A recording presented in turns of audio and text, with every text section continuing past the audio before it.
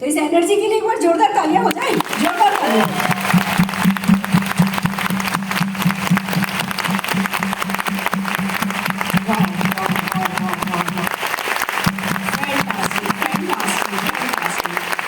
और फिर इससे पहले कि हम आगे बढ़े, जिन्होंने ये संभव करा है, इस इवेंट को ऑर्गेनाइज किया है, हमारे सारी टॉप लीडरशिप, हमारे अल्पेश जी, जितेंद्र भाई, अवनी जी, फाल्गुनी जी, फोरम जी, ठक्कर जी, मतलब बहुत सारे लोग हैं, मैं सबके नाम नहीं ले रही। एक तो मैं नाम के मामले में मेरी याददाश्त थोड़ी कमजोर हो गई है, नामों के मामले में इतने सारे अपने जिंदगी में आ गए हैं कि अपने याद रहते हैं, उनके सपने याद रहते हैं, नाम भूल जाती हूँ। तो नाम मैं किसी का ले ही नहीं रही क्योंकि फिर किसी का रह जाएगा। पर जितने भी लोगों ने कंट्रीब्यूट किया है, हर किसी के लिए सच्चे दिल से एक बार जोरदार ताली बजाना चाहती हूँ, क्योंकि सब कुछ अच्छा है, गंगा बह रही है, पर अगर आप गंगा तक जाओ नहीं तो आपके किसी काम की नहीं है। तो आप लोग खुद चल करके गंगा तक आए हो, ज्ञान की गंगा कह दो, सफलता की गंगा कह दो, उसको अपने घर ले जाने। कितने लोग सफलता की गंगा को अपने घर ले जाने आए हो? कितने लोग खाली दर्शन करने आए हो सफलता के, कि चलो देख लेंगे, ऐसे दूर से ताली बजा लेंगे, नमस्कार कर लेंगे, ऐसा कोई इरादा है? नहीं। कितने लोगों को इस सफलता की गंगा में, ज्ञान की गंगा में सब थोड़ी सी ऐसे ऐसे ऐसे ऐसे करके अच्छा ऐसे बैठे मेरे को बताओ, बताओ कुछ नया आता है तो बताओ। ऐसा वाला एहसास है, ऐसा वाला कुछ नजरिया है नहीं ना? कितने लोगों को इसमें डुबकी लगानी है? कितने लोगों को डुबकी भी लगानी है, बार बार सबके नाम की डुबकी लगानी है, फिर अंजुरी भर के घर ले जानी है? और कितने लोगों को इसकी पाइपलाइन अपने घर तक लेके जानी है? हम सफलता की पाइपलाइन अपने घर तक लेके जाने के लिए यहाँ आते हैं, यस और नो? इस तरीके की इवेंट्स बहुत मायने रखती हैं। ये इस एहसास के साथ यहाँ बैठना होता है कि ये हमारी लाइफ का टर्निंग पॉइंट है, क्योंकि हर एक इवेंट आपको अंदर से बदलती है। और जब आप अंदर से बदलते हो, आपकी सोच बदलते हो, खुद को बदलते हो, तो आपकी दुनिया बदलती है, जैसे कि हमारे समीर मोदी जी कहते हैं, यस और नो? जोरदार तालियां समीर मोदी जी के लिए हो जाए। अरे मेरे को तालियां सुनाई नहीं दे रही है।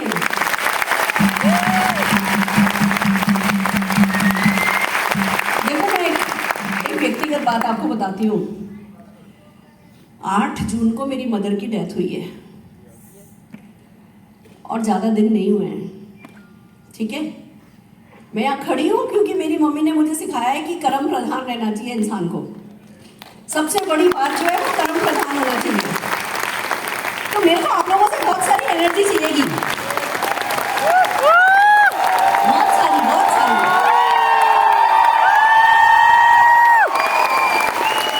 Thank you. जितनी ज्यादा एनर्जी आप मुझे दोगे उतनी ज्यादा मैं आपको।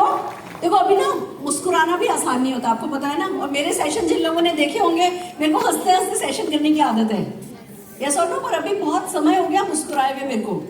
3 महीने से मेरी मदर बहुत क्रिटिकल थी, तो हम सब मुस्कुराना भूल गए। तो कैसे वो ठाकों के साथ हंसते हंसाते कैसे सेशन करना है, वो मुझे मेरे ब्रेन को याद करना है, और वो सब आप ही लोगों को संभव बनाना है। आप लोग मुस्कुराओगे, आप लोग पॉजिटिव वाइब्स दोगे, आप लोगों के सपने जैसे जैसे आप महसूस करोगे, जैसे जैसे आपके इरादे बुलंद होते जा रहे हैं ना, वैसे वैसे मैं जो है वो और खिलती जा रही हूँ। तो सब कुछ आज आप पे है, तो जिम्मेवारी लेने को तैयार हो? तैयार हो? चलो इसी बात पे कहानी सुनाती हूँ। आप लोगों ने बहुत सुन रखी होगी, कईयों ने सुनी है, बहुत फेमस कहानी है, पर इस मौके पे बताना बनता है। एक फुटबॉल प्लेयर था, लड़का था, यंग एज का, 19-20 साल का, फुटबॉल खेलता था, अच्छा खेलता था, टीम में सिलेक्शन हो जाता था, पर इतना अच्छा नहीं खेलता था कि खेलना का मौका मिले, एक्स्ट्रा में बैठा रहता था।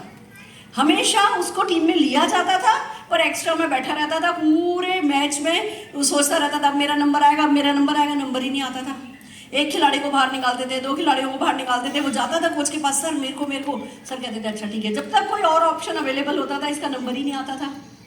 एक दिन ये है ना, मैच चल रहा था और ये बार बार अपने कोच को कह रहा था, सर आज मुझे जरूर मौका दीजिए, सर मैं कुछ करके दिखाऊंगा, सर मुझे कुछ करना है। बिल्कुल डेस्परेट था, बार बार कोच के पास जाकर के उनको पुश कर रहा था।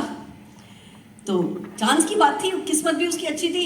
एक खिलाड़ी घायल हुआ, दूसरा खिलाड़ी घायल हुआ, तीसरा खिलाड़ी घायल हुआ, और कोच ने इसको मौका दिया। और जो खेला तो खेला, ऐसा खेला कि अपनी टीम को तो जिताया ही और बहुत बहुत बड़े मार्जिन से जिताया। और सब जने उसका खेल देख के अचंभित थे कि भैया ऐसा तो कोई खेला ही नहीं आज तक कभी, ये तो खुद तो कभी खेला ही नहीं। जब सब जनों ने उसको कंधे पे उठाया, ये किया वो किया, और बाद में कोच ने पूछा कि भाई बेटा आज ये क्या हो गया, मतलब तुम तो कभी ऐसा खेले ही नहीं। तो कहने लगा आज मेरे पापा मुझे देख रहे थे। लेकिन तुम्हारे पापा देख रहे थे मतलब? तुम्हारे पापा तो सुनो बात की गहराई को सुनो, अभी तो शुरू हो रहे हैं। क्या आज मेरे पापा मुझे देख रहे थे? तुम्हारे पापा देख रहे थे मतलब? कहने लगा वो अंधे थे और 3 दिन पहले उनका देहांत हो गया और वो मुझे स्वर्ग से देख रहे हैं, इसलिए आज मैं उनके लिए खेला हूँ।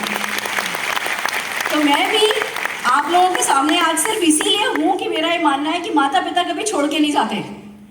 वो या तो इस दुनिया से आपको देख रहे होते हैं या बाहर की दुनिया से आपको देख रहे होते हैं, स्वर्ग में से आपको देख रहे होते हैं, पर देख हर हाल में रहे होते हैं। उनकी नजर आप पे गहरी टिकी होती है कि जो उन्होंने सिखाया वो आप फॉलो कर रहे हो कि नहीं कर रहे हो। उनकी जो वैल्यूज है उन वैल्यूज को आपने अपनाया है, उनके सामने डर से ही करते थे या उनके बिना डर के भी आप वही सब कर रहे हो। और पेरेंट्स को इससे ज्यादा कोई खुशी नहीं दे सकती कि भैया बच्चे खुश हो, बच्चे तरक्की करें, बच्चे जिस पोटेंशियल को लेकर के इस दुनिया में आए हैं उस पोटेंशियल को एक्सप्लोर करें, क्योंकि माता पिता को गर्व होता है कि ये पोटेंशियल इनको हमने दिया है, ये हमारे खून में से बना है। तो बस हम सबको आज अपने आप से यही प्रॉमिस करना है कि जो भी पोटेंशियल हमारे पेरेंट्स ने हमें देकर के भेजा है, बनाया है इस दुनिया में, उस पोटेंशियल को एक्सप्लोर करेंगे। अगर हम एक वादा अपने आप से कर लेना कि जो भगवान ने, माता पिता ने हमें पोटेंशियल देके भेजा है उसको वेस्ट नहीं जाने देंगे। हम क्या सोचते हैं, बिजली व्यर्थ नहीं जाए, पानी व्यर्थ नहीं जाए, कुछ छोटी छोटी चीजों पे फोकस रखते हैं कि जी काम वाली आई है 1 घंटे के लिए पैसे देते हैं तो वो 1 घंटे की पूरी वसूली कर ले, उससे इधर भी पोछा लगवा दें, इधर से भी सफाई करा दें, हर चीज को खाइए, खाना पकाने वाली आई है तो ये भी बनवा लें, ये एक सलाद और बनवा लें, ये एक रायता और बनवा लें, व्यर्थ नहीं हो जाए। बाकी सबकी सार्थकता देखते हैं और जीवन की सार्थकता भूल जाते हैं। तो आज बस इतना ही प्रॉमिस मुझे आपसे चाहिए कि जो मैं कुछ आपको देने नहीं वाली, किसी को अपना पर्स, अपना जेब खोलने की जरूरत नहीं है। मैं मेरे 1.25 करोड़ में से 1 रुपया किसी को नहीं देती, किसी को देने भी नहीं वाली हूँ। तो आपको अपने आप से वादा करना है कि आप अपने जीवन को सार्थक बनाओगे। Are you ready? Yes. तैयार हो? Yes. क्योंकि पैसा सब कुछ नहीं होता दोस्तों, पर पैसा बहुत कुछ होता है। और सफलता तो पैसे से भी बड़ी होती है, क्योंकि पैसे से तो चलो कुछ काम करे जा सकते हैं, पर सफलता जो हमारा मान बढ़ाती है, जो हम अपने आप से प्यार करते हैं, वो जो सफलता खुशी देती है, वो जो सेंस ऑफ अचीवमेंट देती है ना, वो बहुत बड़ी बात है। मैं आपको व्यक्तिगत बातें पर बताना चाहती हूँ। मेरे पापा मम्मी को पता नहीं, पिछले 20 साल से मैं लड़की हूँ, जब पैदा हुई थी या जब बड़े हो रहे थे, मैं तो गवर्नमेंट स्कूल में पैदाइश थी, 2 रुपए का खर्चा हुआ था, 2 रुपए में आई थी इस दुनिया में, और दूसरी लड़की थी अपने मम्मी पापा की। फिर एक बहन और हुई, तो सोचो राजस्थान में क्या कहा गया होगा, अरे भार्गव जी आपका तो कोई नाम लेने वाला ही नहीं है, आपका तो कोई नाम रोशन करने वाला ही नहीं है। और भार्गव जी कहते थे नहीं यही हमारा बेटा है, मेरी बेटियां नहीं है, ये बेटे हैं, यही मेरा नाम रोशन करेंगे, ये कहा करते थे, मेरे पापा कहा करते थे। काम शुरू हुआ, बस इतना ही बताना चाहती हूँ, पिछले 20 सालों से, 20 बल्कि 22 सालों से मेरे पापा मम्मी के घर के सारे सर्वेंट्स मेरे भेजे मैंने, सारे सर्वेंट्स। उनको कभी नहीं पता कि किसकी क्या सैलरी है, और कभी कोई तकलीफ हुई भी नहीं।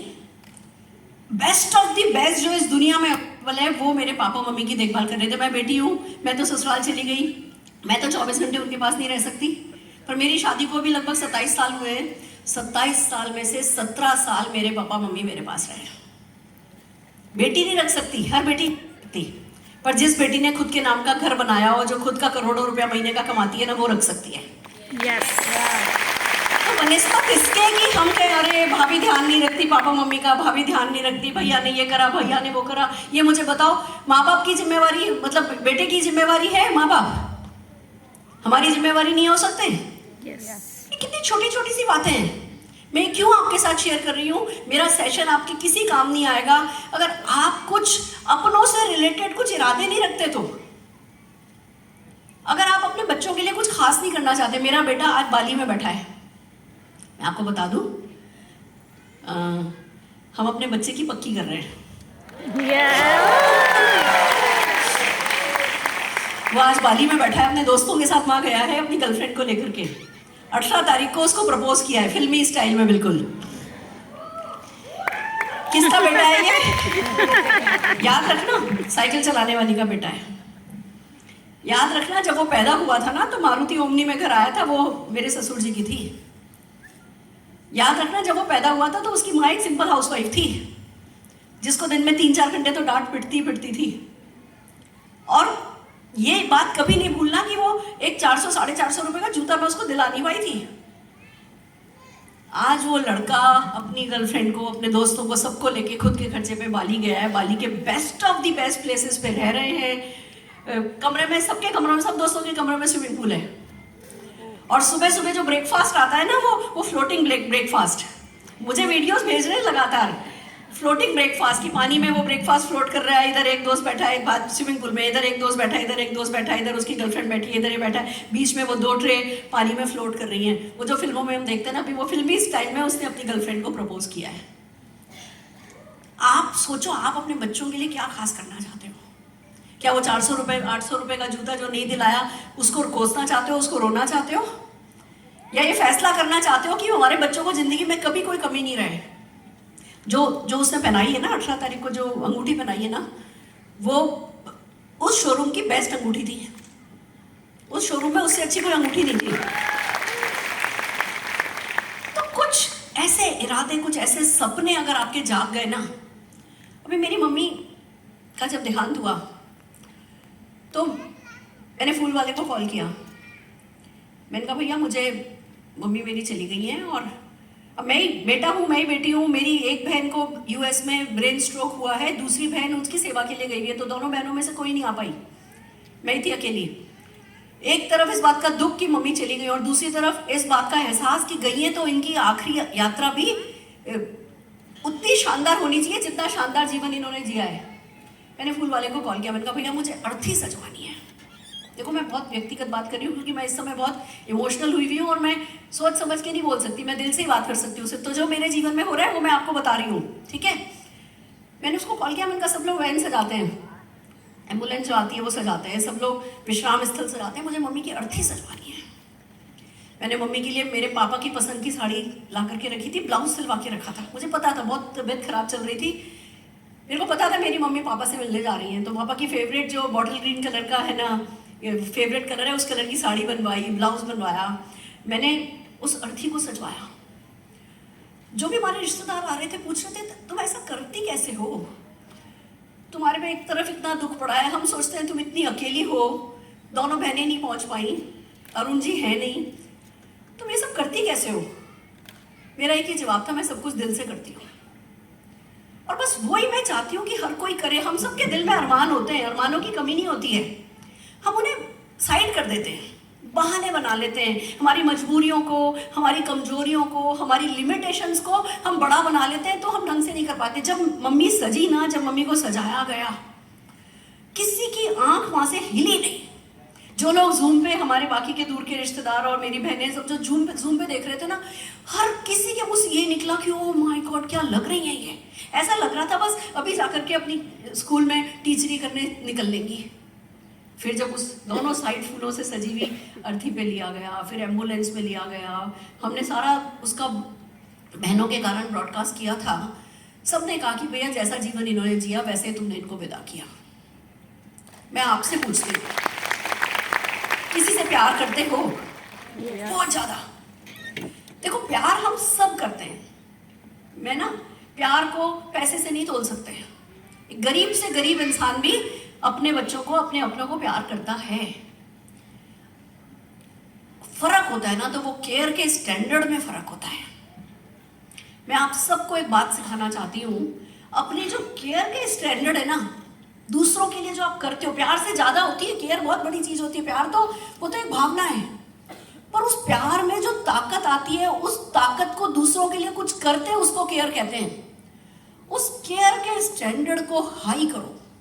आज इस स्टैंडर्ड पे, कल इस स्टैंडर्ड पे लेके जाओ, फिर इस स्टैंडर्ड पे, फिर इस स्टैंडर्ड पे, फिर इस स्टैंडर्ड पे। मतलब आप अपने अपनों के लिए ऐसा करो कि उससे बेहतर कुछ किया ही नहीं जा सकता। आज मैं कह रही हूं ना कि मेरे पापा मम्मी के पास जैसे सर्वेंट्स अवेलेबल थे, वैसे उससे बेहतर सर्वेंट हो ही नहीं सकते। ये बात शान से कह रही हूं ना, मैं वो चाहती हूँ आप लोगों से। जैसी गाड़ी आपके बच्चे को चाहिए, उससे अच्छी गाड़ी दुनिया में हो नहीं, वो गाड़ी देने की इच्छा रखो ना। जैसे घर का आपका आपके अपनों का सपना हो, वैसा घर अपनों को देने का इरादा रखो ना। जो भी देश विदेश, जो भी, अब जो मेरी बहू होने वाली है वो खूब शौकीन है, ये मेरी बड़ी गुड लक है। मैं कहती हूँ निशान, तो जितना भी पैसा कमाएगा ये सब खर्च करेगी, चिंता की बात नहीं है। वो खुद भी कमाएगी, वो बहुत स्मार्ट, बहुत इंटेलिजेंट। मेरे को बेवकूफ लोग नहीं पसंद। कहते ना, एक है ना समझदार दोस्त से बेवकूफ दोस्त, वो एक बेवकूफ दोस्त से समझदार दुश्मन बेहतर है, मैं मानती हूँ। दिमाग के पैदल लोग ना जिंदगी में कुछ नहीं कर पाते। तो समझदार लड़की निशान ने पसंद करी है, बचपन की सहेली है उसकी, 12-13 साल से दोस्ती है, तो दोनों साथ ही बड़े हुए हैं। आप सबकी दुआएं चाहिए कि हाँ खूब शुभ हो दोनों के लिए ये जीवन। पर बस मैं आज आप सबके सामने खड़ी हूँ, और अब मैं जो कुछ भी बात करने जा रही हूँ उससे पहले आप सबसे प्रॉमिस चाहिए, अपने परिवार के केयर के स्टैंडर्ड्स को हाई करोगे। Are you ready? Yes. तैयार हो? Yes. एक एग्जाम्पल, जिस होटल में ये लोग ठहरे थे, उस होटल में झरना है, बहुत अच्छा खूबसूरत झरना है। उस झरने के सामने प्रपोज करने का इरादा बना कि इस जगह पे प्रपोज करेंगे। 1000 कैंडल है ना का एक डेकोरेशन हमें समझ में आया, हमने वो सेलेक्ट किया, और फिर इंस्टा पे देख रहे थे कि एक आउटसाइड डेकोरेटर हमें समझ में आई कि ये सिट आउट बहुत अच्छा लगाती है, एक झूला सा लगाएगी, एक कैनोपी लगाएगी, कुछ खाने पीने को अच्छी चीज़ें लाएगी। हमने वो सेलेक्ट किया और उसको हाँ भर दी कि ठीक है ये लोग 1000 कैंडल करेंगे, ये करेंगे, और ये बाकी का डेकोरेशन बाहर वाली करेगी। वो वहाँ पहुँच गया और पता चला कि जो यहाँ से उसने पेमेंट किया था उस लेडी को 45,000 रुपीज़ का, वो पेमेंट उसके पास पहुँचा नहीं। यहाँ बैंक वाले कह रहे हैं पहुँच गया, वो कह रही है पहुँचा नहीं। अब कितना आसान था, थोड़ा लड़ाई कर लेना, थोड़ा झगड़ा कर लेना, भैया हमने तो पैसा दे दिया। निशान कहने लगा मम्मी ये हुआ है क्या करें? चुपचाप एक और पेमेंट कर, समझ लेंगे डबल खर्चा हो गया, पर तेरा वो दिन दोबारा नहीं आएगा। उसे दोबारा पेमेंट किया, दूसरा पेमेंट किया, वो दिन पूरा निकला। अगले दिन हमने उससे कहा कि भैया आप 3 बैंक इन्वॉल्व थे, आपका पैसा कहीं बीच में अटक गया है, जब भी आपके पास पेमेंट आ जाए हमें एक क्रेडिट नोट दे देना, हमें वापस से पैसा दे देना। ये क्या होता है जिंदगी में, पैसा इतना कमाओ कि वो एक एक लम्हा आपके लिए महत्वपूर्ण हो जाए, पैसा कम महत्वपूर्ण हो जाए। अभी हम सबके लिए पैसा बहुत महत्वपूर्ण है, होता है ना, पैसा महत्वपूर्ण है जब एक कमाना शुरू करते हैं। फिर एक वक्त ऐसा आता है कि पैसे से ज्यादा हर लम्हा, हर मेमोरी, हर मोमेंट हमारे लिए इंपॉर्टेंट हो जाता है। तो एक दूसरा प्रॉमिस मुझे जो आपसे चाहिए वो ये कि सब लोग इतना पैसा कमाओगे कि पैसा आपके लिए मायने नहीं रखे। Are you ready? Yes. तैयार हो? Yes. Are you ready? Yes. Fantastic, मैं भी तैयार हूँ। कितने लोग मुझे पहली बार देख रहे हैं? ओह माय गॉड, ऐसा लग रहा है सभी पहली बार देख रहे हैं। थोड़ी अजनबी सी लग रही हूँ, पहचानी सी लग रही हूँ। अपनी सी। पहचानी वैसा नहीं लग रहा ना, पहली बार मिल रही हूँ, मुझे भी नहीं लग रहा मैं आप लोगों से पहली बार मिल रही हूँ, पर चलो पहली बार मिल रही हूँ तो जरा थोड़ी सी अपनी स्टोरी आपको सुनाना चाहूंगी। क्यों सुनाऊंगी? जिससे आपको पता चले कि मैं कहाँ से आई हूँ। मेरी सफलता सबको पता है, 1.25 करोड़ का चेक, गाड़ियाँ, बंगले, ये वो सबको पता है, पर कहाँ से उठ के आई, कैसे उठ के आई, वो किसी को भी अंदाजा नहीं है। पहले बता दूं, हम 1:30 बजे तक सेशन में करूंगी, 1:30 बजे तक का सेशन में करूंगी। अगले 15 मिनट में आप लोगों को हॉल खाली करना होगा। आपको पता है ना, एक और सेशन है, 1200 लोगों का बाहर जाना, 1200 लोगों का फिर से अंदर आना, इट टेक्स टाइम।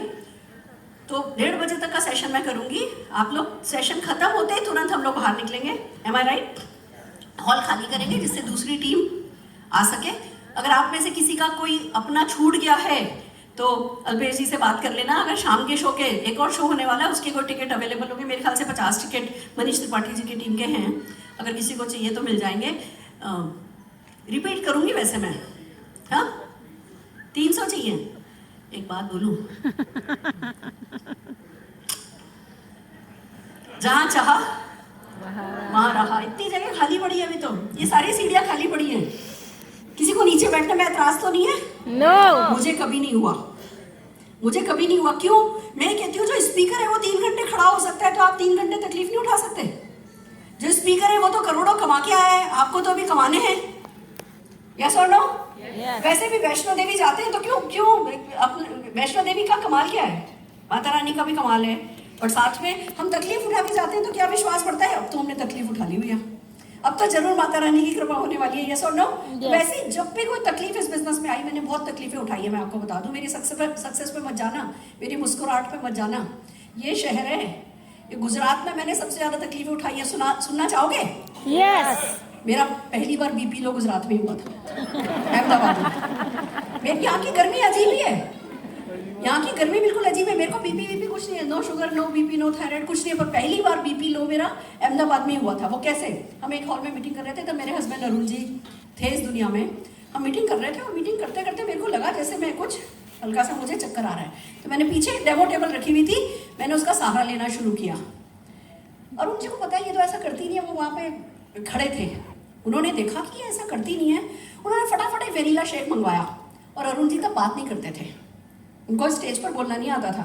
उन्होंने वेनिला शेक मंगवाया, फिर मेरे को ऐसे इशारे से समझाया, कुछ मेरे को समझाने की कोशिश कर रहे हैं। मैंने कहा क्या समझा रहे हैं? मैं जाई, मैंने कहा क्या 10 मिनट मैं संभालूंगा, तुम नीचे आओ, पीछे वेनिला शेक रखा है, पी लो। वो 10 मिनट आके यहाँ गड़म गड़म उन्होंने वो संभाला, मैंने फटाफट वेनिला शेक पिया, वापस आई। आज अल्पेश जी ने पहले ही रेडी रख रखी थी कोल्ड कॉफी की, सुरेखा मैं मारी है, उससे पहले मैडम को कोल्ड कॉफी पिला दो। क्या होता है लो बीपी को, मुझे अहमदाबाद बताता है। दूसरा बताती हूँ, हमने बहुत गुजरात में ट्रैवल किया जब बस में जाते थे। निशान मेरे साथ होता था, निशान, जागृति बहन और 2-3 और लीडर थे हमारी, छाया नारियल वाला जी। हम निशान को बसों के बीच में सुला लेते थे इधर कंबल उड़ा के, और मैं ऐसे पैर रख के सोती थी, ऐसे करके, जो भी बैठा होता था उसका सहारा लेके, कि कोई बच्चे पे पैर नहीं रख दे। बहुत हमने ऐसे ट्रैवल किया है। आज दिखता है कि जी अभी निशान की शादी की बात हो रही है, लोग कह रहे आप तो प्लेन चार्टर करोगे ना। वक्त की बात है, पर वक्त की बात खाली वक्त की बात नहीं है, जो वक्त गया वो वक्त कैसे निकाला उसकी भी बात है। अगर वक्त इधर उधर की करते, तेरी मेरी करते, रोज कंफ्यूज होते, रोज मोदी केयर को गालियां देते हुए निकालते, तो ये वक्त नहीं बदला होता। ये वक्त इसलिए बदला क्योंकि हमने एक वक्त के एक एक मिनट की कदर करी, मोदी केयर की कदर करी, अपना विश्वास कभी हिला भी ना, एक्शन नहीं हिलने दिया। विश्वास तो बहुत हिला, ऐसी बात नहीं कहूंगी कि अंदर से भी हम हैं, अंदर से है तो हम इंसान ही। इंसान को डिप्रेशन भी होता है, फ्रस्ट्रेशन भी होता है, और निराशा सब तरीके की आती है, पर एक्शन को हिलने नहीं दिया, इसलिए आज यहाँ खड़े हैं। ऐसी एक बात बताती हूँ, भरूच में मेरी मीटिंग थी, अल्पेश जी, मेरा पेट लूज हो गया। अच्छा, मेरे बॉडी में कुछ डिफेक्ट हैं, मैं इंडियन स्टाइल पे टॉयलेट पे कभी बैठी नहीं सकती। मेरे को 25-30 साल से अलाउड ही नहीं है कुछ, यहाँ पे वो रोटेटर में जगह ही नहीं है, रोटेट हो ही नहीं सकता है। मेरे को शुरू से ही कहा हुआ है, शायद ये बर्थ डिफेक्ट ही है, समझ लो। मैं भरूच में, वो कोई पैलेस जैसी जगह में होटल हॉल ऑफिस था मोदी केयर का अपना, और मैं भरूच मीटिंग करने आई, और वहाँ मेरा पेट लूज हो गया, और कोई वेस्टर्न स्टाइल टॉयलेट अवेलेबल नहीं। मैं जानती हूँ मैंने कैसे मैनेज किया था, पर तो भी मीटिंग छोड़ के गई नहीं। मेरी एक के बाद एक 2 सेशन थे, आई मैनेज्ड इट। जब ये कमिटमेंट हो ना कि अपने से ऊपर उठ सको, अपनी खाल में से बाहर आना होता है। जब तक हम अपनी खाल में रहते हैं ना, मैं तो ऐसा, मेरा तो ऐसा, मैं तो ये, मैं तो वो, तब तक कुछ नहीं होता। जब आप अपनी खाल में से बाहर आने को तैयार हो जाते हो ना, तो फिर ये होता है कि फिर ये वाली खाल बहुत मिलती है, माल बहुत मिलता है। समझ रहे हो? चलो इसी बात पे बता देती हूँ, मेरा बैकग्राउंड ये है कि मैं एक बहुत ही खानदानी रईस परिवार से हूँ। मेरे दादाजी अजमेर के डिस्ट्रिक्ट एंड सेशन जज थे। अजमेर में उस समय 3 ही कार थी, उसमें से एक कार मेरे दादाजी की थी। मेरी दादी जब बग्गी में निकला करती थी ना, तो उस सिर पे तो घूंघट होता था, पर लोग सिर्फ ये देखने के लिए आते थे कि आज जजनी ने कौन से कलर का लहंगा पहना है। उन्होंने कभी भी लहंगा रिपीट नहीं किया, बाहर निकली तो कभी कोई लहंगा रिपीट नहीं हुआ उनका। हम उस परिवार से थे। मेरे पापा जाया करते थे तो बताते हैं, दोनों जेबों में मेवे भर के जाते थे, आते थे, तो एक डेडिकेटेड स्टाफ था उनके लिए। एक व्यक्ति सिर्फ उनको संभाला करता था, और 11 बच्चे थे, 11 बच्चों के लिए 11 लोगों का स्टाफ था। एक व्यक्ति सिर्फ उन्हीं को संभाला करता था, उनके पैरों में मालिश करना, ये करना, वो करना, उनको बैडमिंटन खिलाने ले जाना और ये सब। फिर मेरे दादाजी रिटायर हुए। सरकारी कुर्सी से जब रिटायर होते हैं उसके बाद क्या होता है कहने की जरूरत नहीं है, पैसा बहुत सारा मिला। वो एक भाई के नाम से उन्होंने फैक्ट्री लगा दी मकराने में। 7 खाने खरीदी गई, एक गुलाबी पत्थर की, एक इस पत्थर की, एक उस पत्थर की, और एक पत्थर कटिंग की फैक्ट्री लगा दी, एक सबसे बड़े वाले ताऊजी के नाम से। फिर क्या हुआ हमें पता नहीं, धीमे धीमे वो खाने घाटे में चली गई, वो फैक्ट्री घाटे में चली गई, सब भाइयों को अपना अपना हिस्सा दे करके फिर एकदम से दिन पलटे और हम एक किराए के घर में शिफ्ट हुए। और उस घर में 11 कमरे थे, पर 11 किराएदार थे। एक कमरा एक किचन, एक कमरा एक किचन, टॉयलेट नहीं थी। जंगल जाया करते थे हम। मेरी मम्मी को जंगल जाना, मुंबई की लड़की, वो तो जज के घर आई थी ब्याह करके, अचानक से दिन पलटे, मम्मी नहीं जंगल जा सकती थी। हम तो छोटे थे, बच्चों को तो क्या जैसे में रख लो वैसे में खुशी, हम तो बल्कि खुशी खुशी जाते थे, लोटा लेके जाते थे, आते वक्त मिट्टी भर के लेके आते थे आते वक्त मिट्टी भर के लेके आते थे। उस मिट्टी से जो है हम बागवानी करते थे, अपने घर के बाहर फूल लगाते थे। हमने तो मतलब देखो, इंसान को खुशी के लिए बंगला नहीं चाहिए, खुशी तो जंगल में मंगल किया जा सकता है, कोई दिक्कत की बात नहीं है। हम मेले में जाते थे, बैलगाड़ी में बैठ के जाया करते थे, 5 रुपए मम्मी देती थी, हम दोनों बहनें जाती थी मेला, 5 रुपए देती थी। बिलीव मी, हम कभी 5 रुपए खर्च करके नहीं आए। 25 पैसे 20 पैसे के शहतूत लेके घर आ जाते थे कि मिल बैठ करके खा लेंगे। जहाँ जाते थे लगता था कि अरे भैया मम्मी पापा इतनी तकलीफ उठा रहे हैं और हम जी वो मैरी गो राउंड में घूम लें, काला खट्टा खा लें, पैसा एक खर्च हो जाएगा, मम्मी इतनी तकलीफ उठा रही है, घर की तकलीफ है तो हमें पता थी ना। दोस्तों, मेरी मम्मी को क्योंकि जंगल जाना पसंद नहीं था, वो अपनी हेडमिस्ट्रेस के यहाँ टॉयलेट थी, वो तब वो वाली टॉयलेट थी जो वो नल का वो उठा के बंदा रोज लेकर के जाता था सिर पे, वो वाली टॉयलेट थी उन दिनों। बहुत लोगों के लिए तो ये बिल्कुल अलग ही बात होगी कि ऐसा भी कुछ होता है क्या। तो फ्लश नहीं होता था, आप करते थे, नीचे डब्बा होता था, वो डब्बा कोई उठा के लेके जाया करता था, साफ करके लाके फिर लगाया करता था। मम्मी दिन में एक बार जाने के लिए दिन भर खाती नहीं थी, पानी नहीं पीती थी, क्योंकि अब हेडमिस्ट्रेस के घर कितनी बार जाके खटखट करोगे कि आपका टॉयलेट यूज करना है, एक ही बार जाती थी मम्मी। वो दिन देखे हमने, पर बस पापा मम्मी लगातार कहते थे बच्चा पढ़ो बच्चा पढ़ो बच्चा पढ़ो, तो हमने पढ़ाई करी। फिर पापा की जोधपुर नौकरी लगी। मेरी मम्मी खाली बीए थी। जब तकलीफ आई, मम्मी हम दोनों बच्चों को छोड़ करके बीएड करने वापस मुंबई गई। बीएड करके आई, हमें कितनी छोटी सी थी मैं उस समय, 2 साल की, पर तब समझ में आ गया था कि पैसा बहुत जरूरी चीज़ है। मम्मी कहाँ है, तुम्हारी मम्मी कहाँ गई है? मम्मी पढ़ने के लिए गई हैं। क्यों? क्योंकि मम्मी को नौकरी करनी जरूरी हो गई है। मम्मी जाके बीएड करके आई, फिर सरकारी स्कूल में उनकी नौकरी लगी। साइकिल पे स्कूल जाया करती थी मम्मी, हम मैंने साइकिल पे स्कूल जाया करते थे, कॉलेज जाया करते थे। फिर मम्मी ने एक लूना खरीदी। ये मेरा इतिहास है। एक ही जनरेशन में क्या किया जा सकता है, ये भी आप लोगों को समझ में आएगा कि मोदी केयर, ये जो हम ऐसे 1 मिनट में कह देते हैं ना, अरे मोदी केयर का, आपके मोदी केयर का, आपका मोदी केयर, हम किसी को भी अपलाइन को बोल देते हैं आपके मोदी केयर ने ये कर दिया, आपके मोदी केयर का 2 दिन से सामान नहीं आया, बोलते हैं ना। ये जो मोदी केयर है ना, मोदी केयर जिसको वैसे आपका करके कह देते हैं, ये मोदी केयर किसी के जीवन में क्या कर सकता है, उसके लिए मैं आपको मेरा इतिहास बता रही हूँ। फिर जोधपुर आ गए, पापा कहते थे बच्चा पढ़ लो, खूब पढ़ाई करी।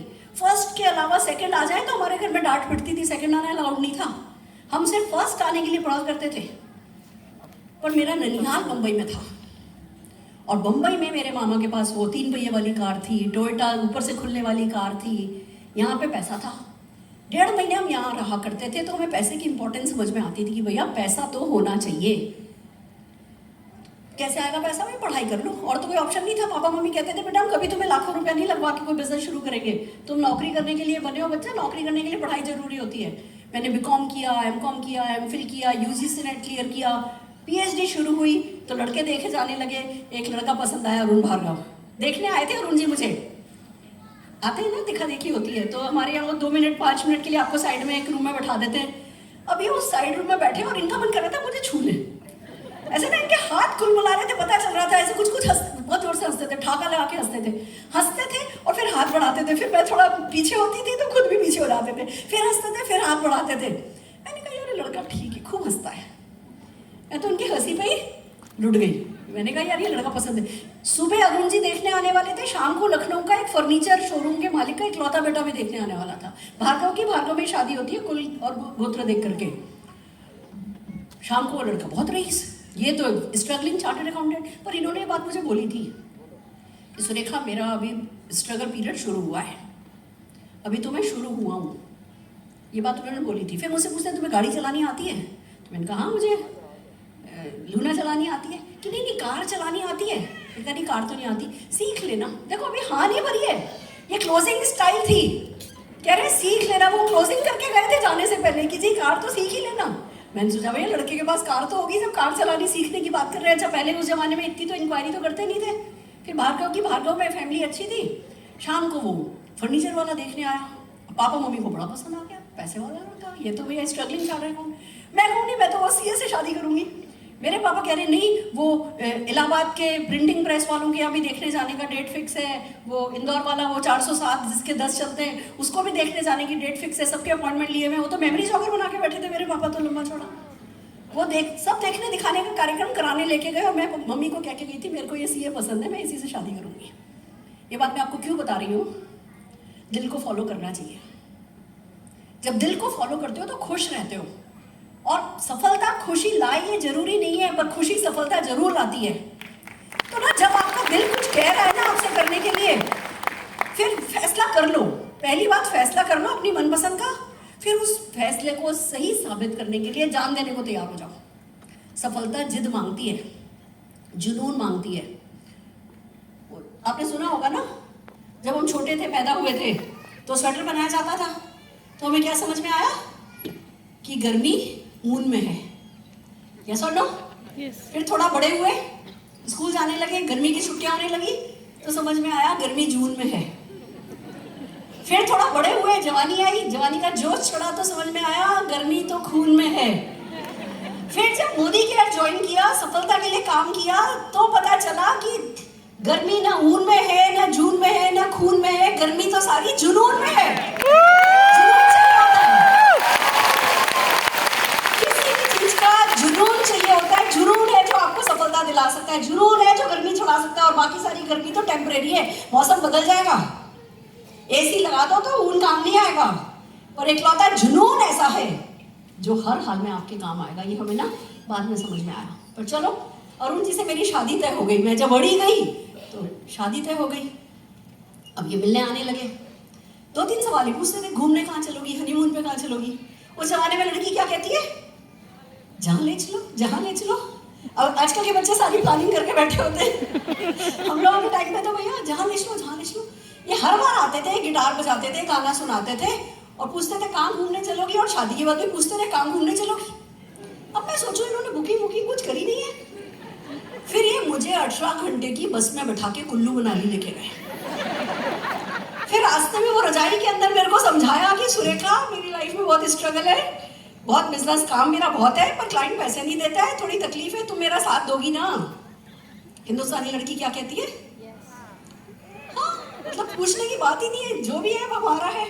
मैंने पता है मनी मन क्या सोचा कि अभी शादी में इतनी साड़ियां मिली है, इतने जेवर मिले, जिंदगी भर मुझे तो कुछ और चाहिए ही नहीं। वो तो जब पहला बच्चा हुआ और बच्चे के लिए समझौते शुरू हुए, तब पता चला मुझे बहुत कुछ चाहिए। मैं जाऊं, बच्चे के लिए एक चीज पसंद आए और फिर वो पैसा देख करके लेकर के नहीं आऊं, तो भैया माँ का दिल रोता है। और मैंने आपको फिर बताया ना, प्यार काफी नहीं है, केयर होनी चाहिए। मैंने सोचा, राष्ट्रपति के हमारे पास में न्यू फ्रेंड्स कॉलोनी थी, वहां पे बड़े पैसे वालों के बच्चे एक स्कूल में पढ़ा करते थे। मैं गई रिक्शा में बैठ के उस स्कूल, पर निशान तब 2 ही साल का था, पर मैं देखने गई कि इस स्कूल की फीस कितनी है। उस जमाने में 4,500 रुपये महीना उस स्कूल की फीस थी, और अरुण जी की टोटल इनकम 10,000 रुपये थी, उसमें से 4-5 हजार तो खर्चा हो जाता था। तो 4,500 रुपये स्कूल की फीस हम हर किस दे नहीं सकते थे। और वहाँ केयर का स्टैंडर्ड, केयर की आइडिया काम आता है कि मैं चाहती थी मैं वो 4,500 रुपये की फीस दूं, और मेरी औकात नहीं थी। अपनी औकात से ज्यादा सोचना ही तो सपना होता है, और अपनी ताकत से ज्यादा चाहना ही तो हिम्मत मांगता है।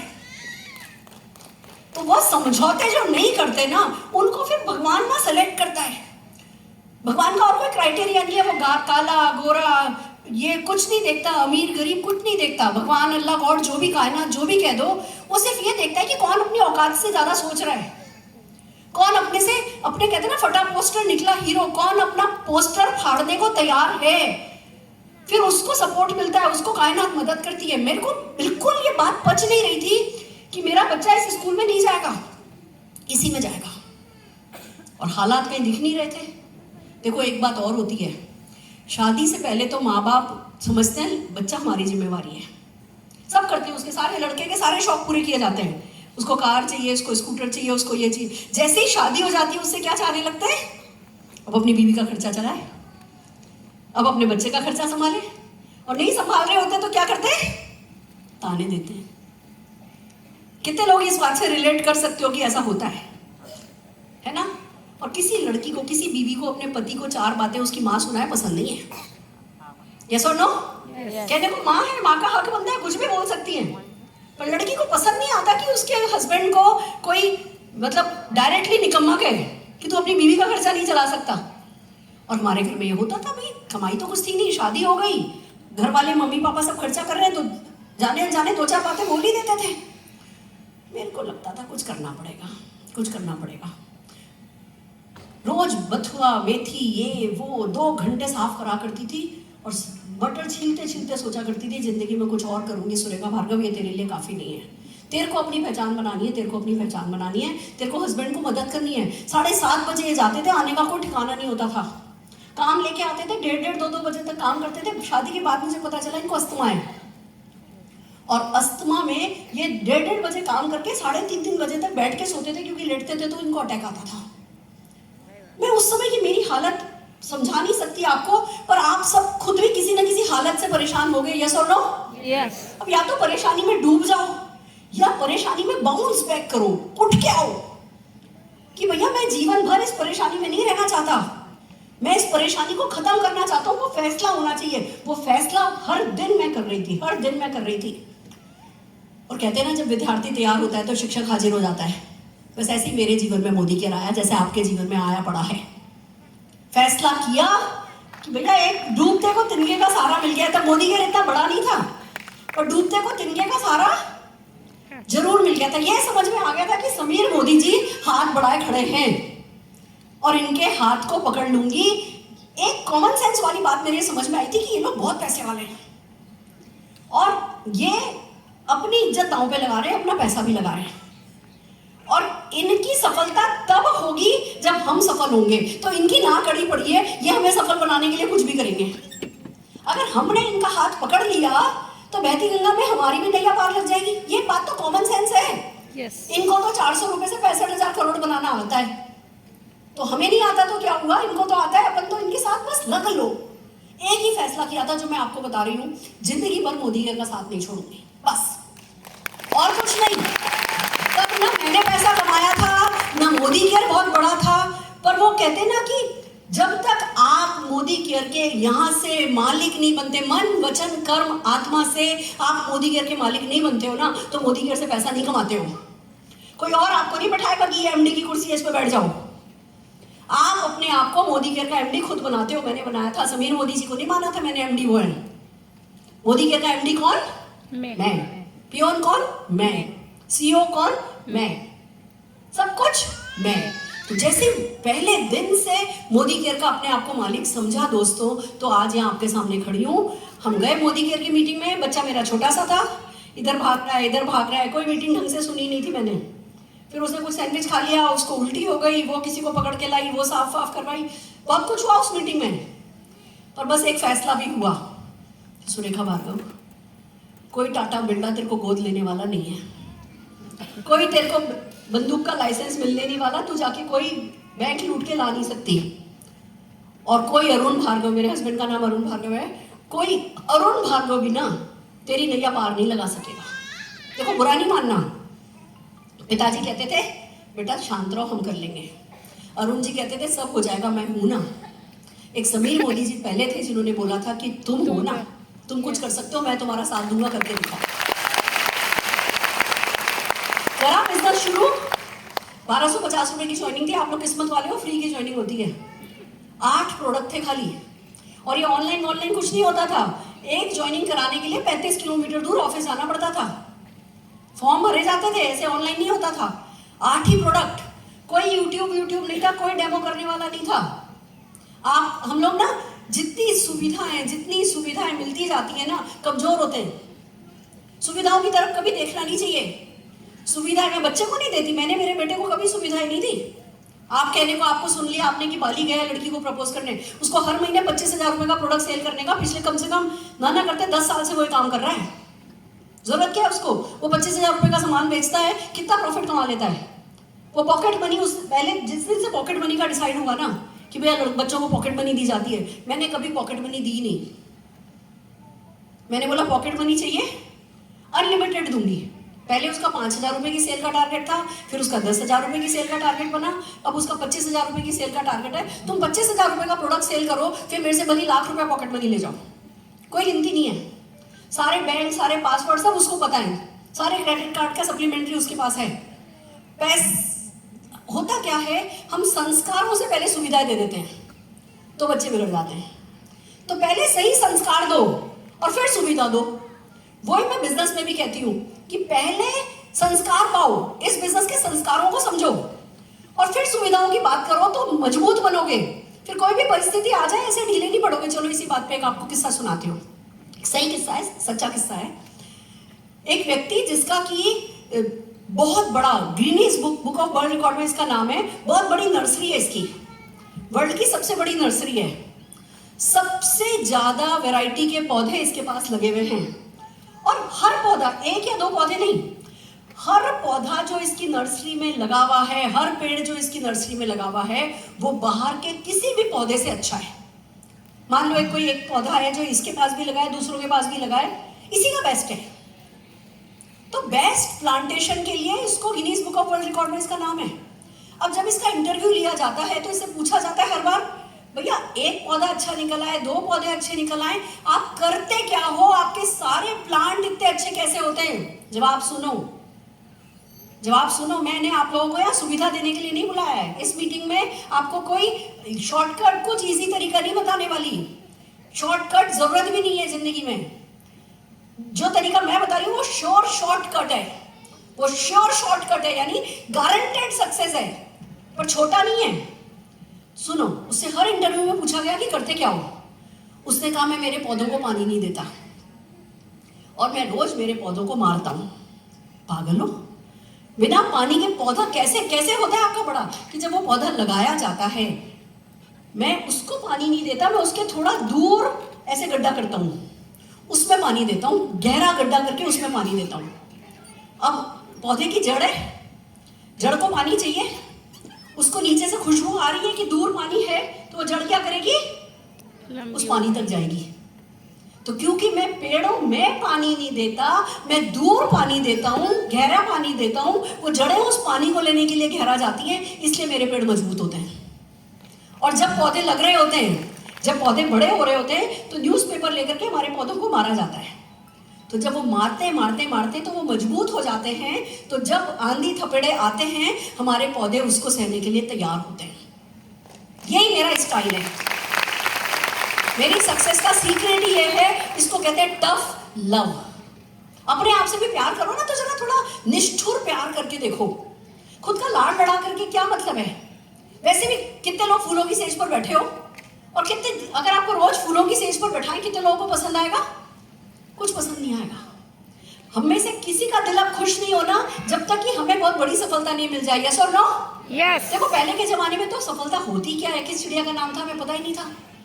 अब तो हमने मर्सिडीज खरीदी है, तो हमें अगली मेबैक चाहिए। यस और नो? आज मैं मर्सिडीज में आई हूँ, अवनी जी एंड परमार जी की। पर बताओ कि मर्सिडीज में खुश हो जाएंगे? ये अगले 20 साल इसी मर्सिडीज से चला के खुश होंगे? नहीं। तरक्की चाहिए, दुनिया को मिल रही है तो हमें क्यों नहीं मिले? तो मेरे को ये समझ में आया था कि सुरेखा भार्गव, अपने साथ निष्ठुर प्यार करो, सफलता आएगी और गारंटेड आएगी। तो दोस्तों क्या हुआ, बस बिजनेस करना शुरू किया। पहले दिन हम बिजनेस वो किट लेकर के आए, टेबल पे प्रोडक्ट खोले, 8 प्रोडक्ट थे। 8 प्रोडक्ट में से 25 डेमो पहले दिन किए थे। क्या किया? 25 डेमो टेबल पे रख करके 8 प्रोडक्ट से। कैसे? तब टॉयलेट क्लीनर नहीं लॉन्च हुआ था, स्टेरी क्लीन था और वंडर ड्रॉप था।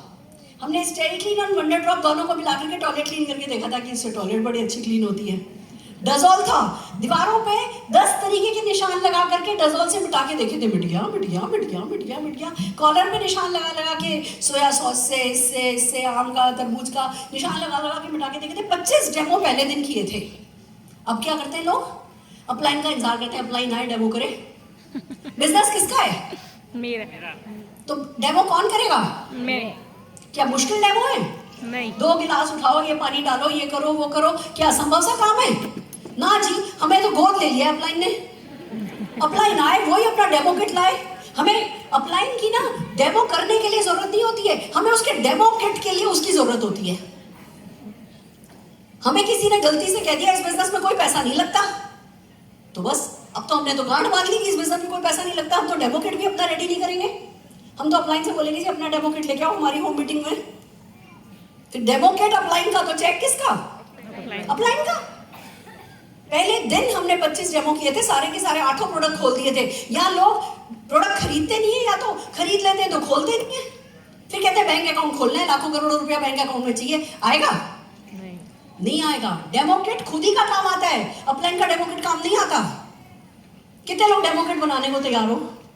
कितने लोग 25 डेमो करने को तैयार हो? अब तो सब YouTube पे से सीखने सिखाने को तैयार है। डेमो मुश्किल नहीं है, वो डेमो करने का इरादा करना मुश्किल है।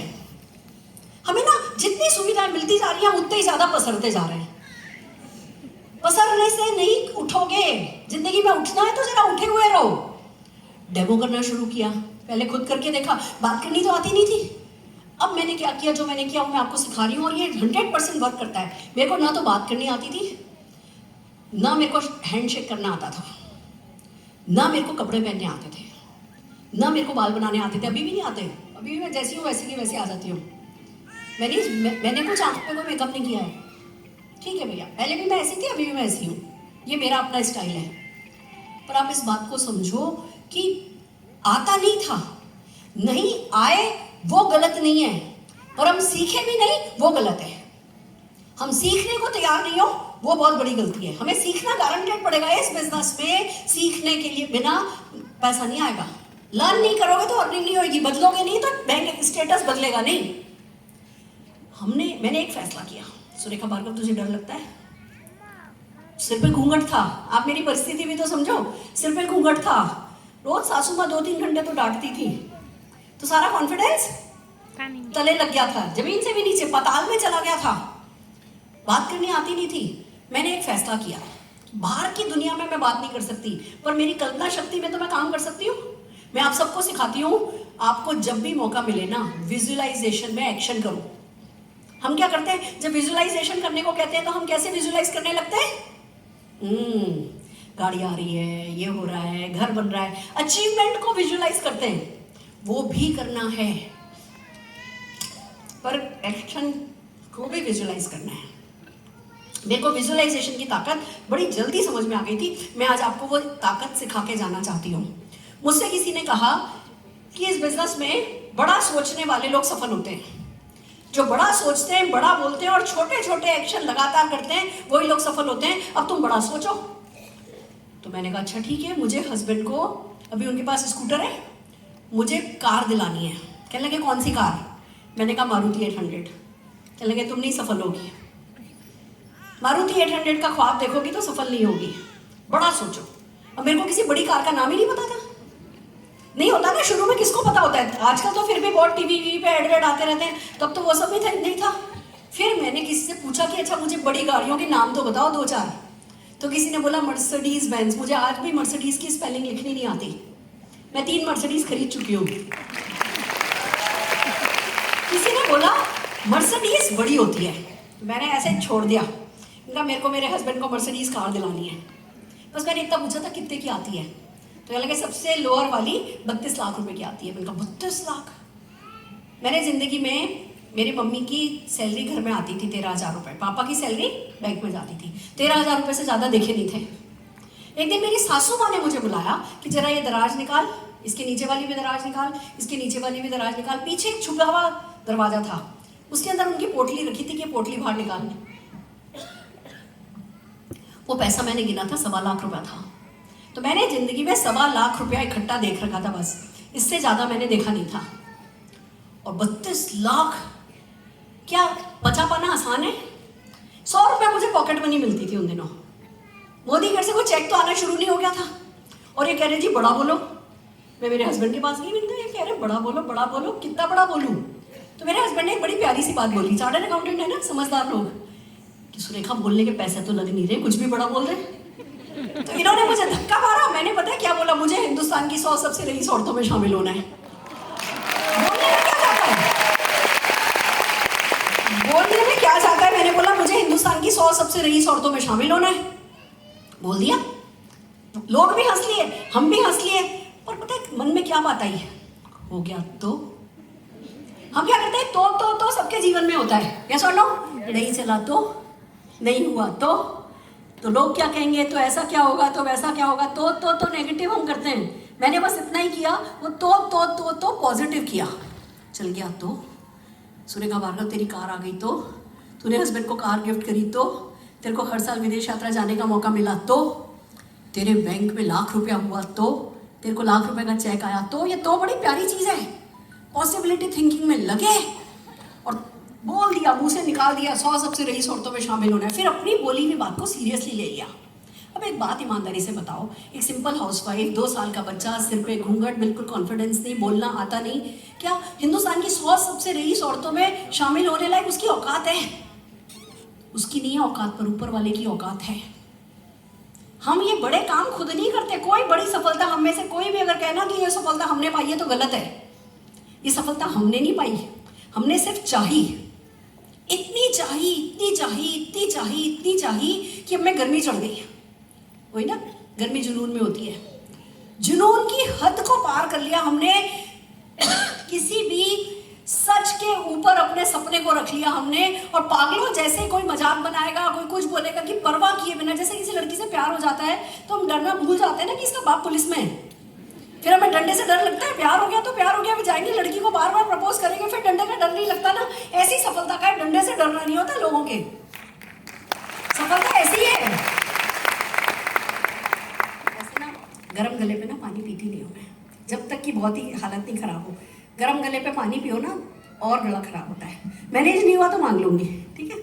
हाँ जी, तो आप समझो इस बात को कि तो हमने पॉसिबिलिटी थिंकिंग करनी शुरू करी, और 100 रईस लोगों में शामिल होने लायक तो एक्शन कुछ इस बिजनेस में है ही नहीं। इस बिजनेस में तो एक्शन तो वही है भैया, जाओ जाके डेमो करो, जाके लोगों को प्लान दिखाओ, होम मीटिंग कर लो। इतनी छोटी छोटी चीज और जी करोड़ों की बातें, दिमाग को पचना ही मुश्किल है। डेमो करना मुश्किल नहीं है, होम मीटिंग करना मुश्किल नहीं है। ये बात पचना कि होम मीटिंग करके करोड़ों के चेक आ जाएंगे, ये मुश्किल है। तो भी ये लोग भैया कहते थे हफ्ते में 1 दिन ऑफिस आओ, हफ्ते में 1 दिन ऑफिस आओ, हम आपको सिखाएंगे। हम जाने लगे। मैं आपको बता दूं 35 किलोमीटर दूर था मेरे घर से। मैंने एक नियम बनाया, वो नियम आज तक कंटिन्यू है। मैं हफ्ते में 1 दिन जरूर ऑफिस जाऊंगी। एक डे फिक्स कर लिया, एवरी वेडनेसडे ऑफिस जाऊंगी। आसान नहीं था, सर्दी में सर्दी ज्यादा, गर्मी में गर्मी ज्यादा, बरसात में बरसात ज्यादा, बच्चे को लेके जाना होता था। स्कूटर पे छतरी लेके बैठी हूँ, चुन्नी से बच्चे को बांध के बैठा करती थी। कभी कभी बारिश छतरी लेके जाती थी, बारिश में मैंने स्कूटर पे छतरी में रखी है, बच्चा गीला नहीं हो जाए, बच्चा भीग नहीं जाए। पर गई हर हाल में। वेडनेसडे फिक्स किया तो हर वेडनेसडे गई, कुछ भी हो जाए। बच्चे को लेके जाती थी, और ऑफिस में ट्रेनिंग रूम में बच्चे अलाउड नहीं थे। क्या ये कारण काफी नहीं है मोदी केयर छोड़ देने के लिए? मेरे पास छोटा बच्चा है और ट्रेनिंग रूम में तो बच्चे अलाउड नहीं है। ऐसे तो 10,000 कारण थे मोदी केयर छोड़ देने के लिए, जो मेरे जीवन में आए, आप सबके जीवन में आएंगे। किसी भी एक कारण को बड़ा बना करके छोड़ दोगे तो छोड़ दोगे। मैंने एक ही बात सीखी थी, बहुत बड़ा समुद्र भी नाव को डुबो नहीं सकता, पर नाव में छोटा सा छेद हो जाए तो थोड़े से पानी में डूब जाती है। आप कंकड़ों पे चल सकते हो, पर जूते में कंकड़ चला गया तो चलोगे नहीं। तो एक चीज की गांठ बांधी थी, मैं कहूंगी आप भी बांध करके चलो। बाहर की दुनिया में कितनी भी नेगेटिविटी हो, वो नेगेटिविटी अंदर नहीं आने देनी है। ऐसे कुछ भी नेगेटिविटी आती थी ना, ऐसे करके झाड़ देती थी। मुझे पता था कि ये सुरेखा भार्गव अगर नेगेटिव हो गई तो तू डूबने वाली है। कोई क्रॉस लाइन मिला, पकड़ पकड़ पकड़ पकड़, ऐसा ऐसा, मेरा तो टर्नओवर पहले इतना था, अब इतना टर्नओवर हो गया। एलर्जी, कोड़ की बीमारी है, इसको दूर रहो, फट से दूर होने का। बात ही नहीं करने की। लोग होते हैं अपने डाउनलाइन से तो पॉजिटिव बात करते हैं, और आपसे मिलेंगे तो और तुम्हारा कैसा चल रहा है, कितने का चेक आया, मोदी की लॉयल्टी ऐसा वैसा चेंज हो गया, ये हो गया, वो कोड़ी है, कोड़ी है, दूर रखो। मैं आपको एक बात बताती हूँ, अगर मेरे पापा भी नेगेटिव बोले ना मोदी केयर के लिए, तो मैंने थोड़े समय पापा से बात करनी कम कर दी थी। वही चलेगा। हम जीवन में बहुत लोगों को बहुत रिस्पेक्ट देते हैं, चाहे वो अपना अप्लाई नहीं क्यों नहीं हो। अगर कोई मोदी केयर के लिए नेगेटिव बोल रहा है तो कोड़िए, वो दूर हो जाओ, क्योंकि वो आपके जूते में कंकड़ डलवाएगा। फिर बाहर कोई आपके लिए फूल भी सजा देगा ना, आपके काम नहीं आएगा, आपको पत्थर चुभेगा। तो खुद लोग दूसरों को संभालते ज्यादा है, हमको खुद को संभालना होता है ज्यादा।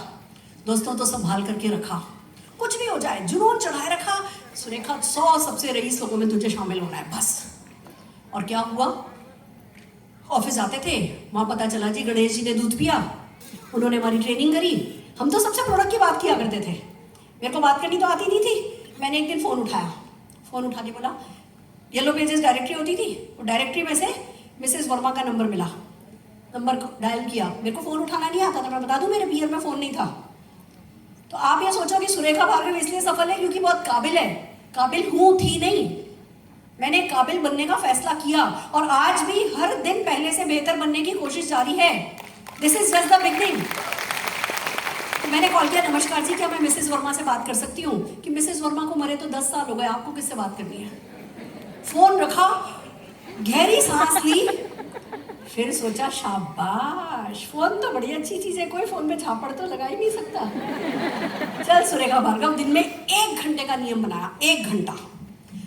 सुबह सब काम वाम निपटा के 11 बजे बच्चे को सुला के प्रेस के कपड़े प्रेस करके फिर लंच से पहले 1 घंटे का मेरा नियम था, जो कम से कम 10 साल चला। 10 साल 1 घंटा फोन पे रहना ही रहना। मैं आपको बताऊं, मेरे हस्बैंड इतना आश्चर्य करते थे कि तो फोन पे बात कर रहे होते हैं ना, वो बात कर रहे होते थे, मैं सामने बैठी होती थी, ये जो बात बोलते थे मैं बता देती थी पीछे वाले ने क्या बोला।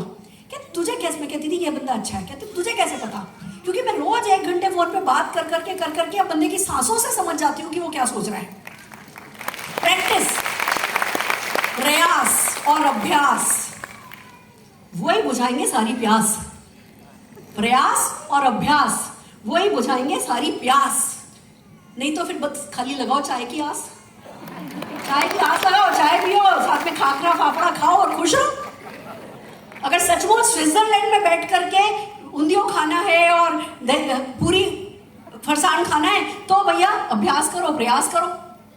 तो क्या हुआ, मोदी के जाते थे रोज, हर हफ्ते नियम से। वेडनेसडे को बारिश भी हुई है तो सुरेखा भार्गव पहुंची होगी। कम से कम 25 वेडनेसडे ऐसे आए, मेरा कोई बंदा नहीं आया, मेरा कोई गेस्ट नहीं आया, मेरा कोई डाउनलाइन नहीं आया। मैं अकेली खड़ी हूँ, बच्चे को लेके खड़ी हूँ, बच्चे को ट्रेनिंग रूम में जाने नहीं दे रहे, मैं गेट पे खड़ी होकर के ट्रेनिंग सुन रही हूँ। पर नियम तो नियम है, एक बार ठान ली तो अपने भी सुनने की नहीं। ऑफिस जाने लगे, वहाँ पे पता चला गणेश जी ने दूध पिया, वर्ड ऑफ माउथ, ये और वो। हम तो प्रोडक्ट की बात करते थे, खाली प्रोडक्ट की बात करना तो आसान है।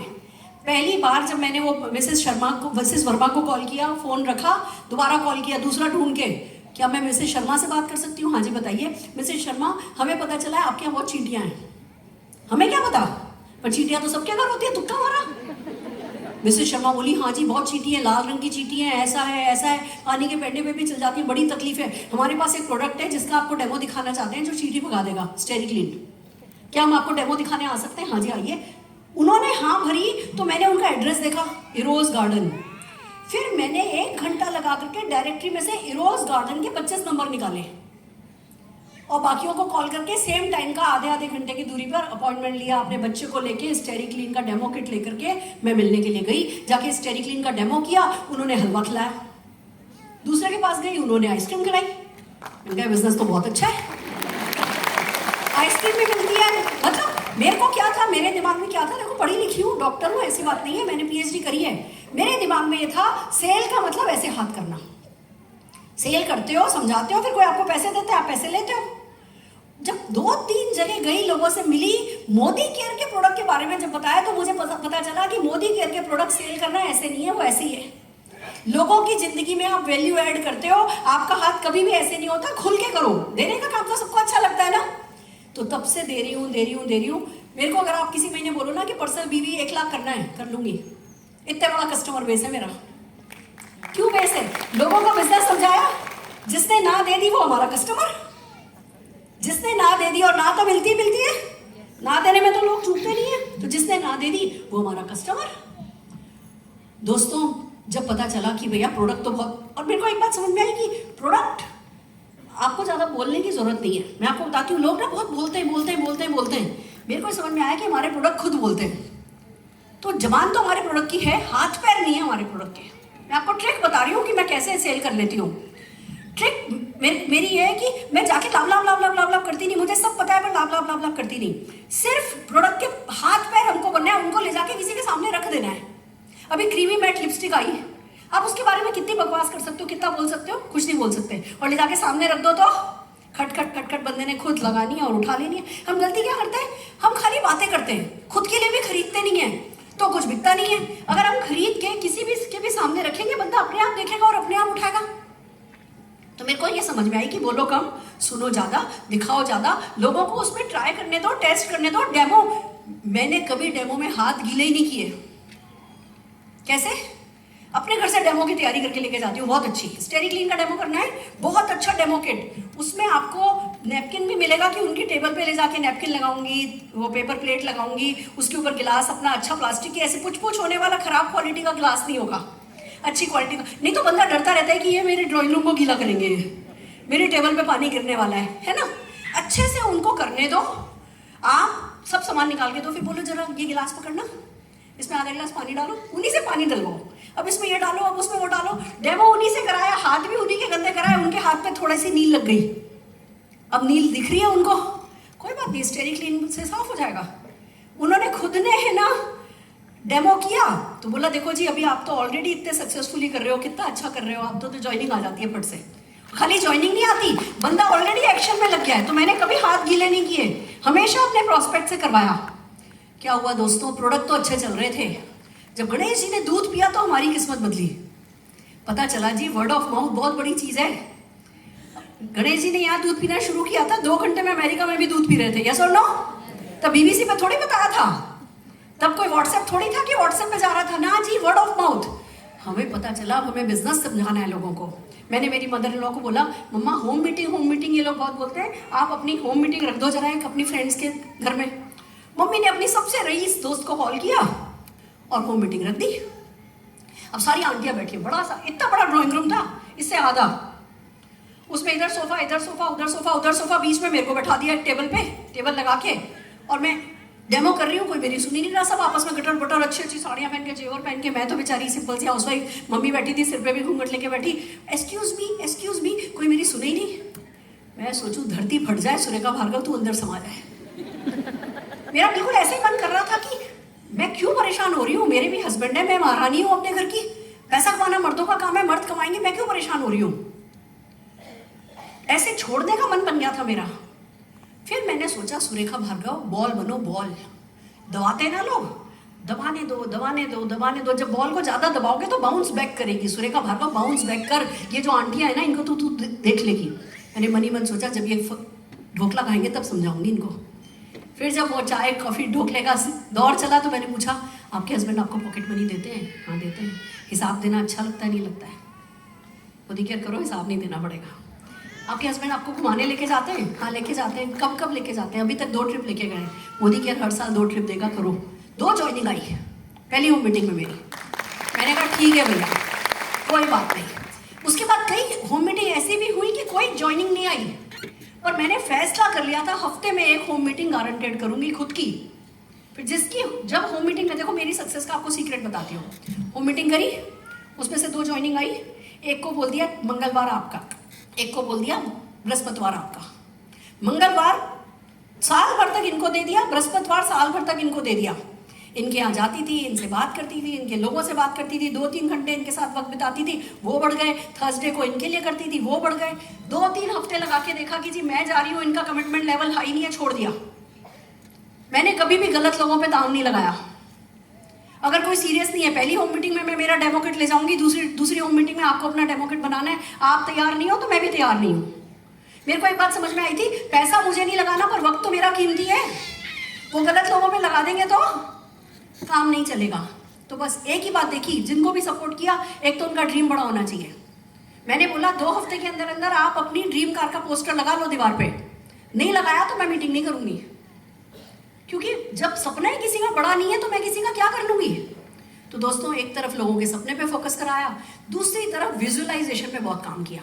ड्रीम भी विजुअलाइज करवाया और एक्शन भी विजुअलाइज करवाया। मेरी सारी सक्सेस का सीक्रेट, अब मैं जो कुछ भी अभी आपके सामने बोल रही हूँ, खड़ी अब हूँ, कल फ्लाइट में सारा विजुअलाइज कर लिया था कि ऐसा होने वाला है। मैंने अल्पेश जी को सामने बैठे देखा था कि ऐसे बैठे होंगे सामने।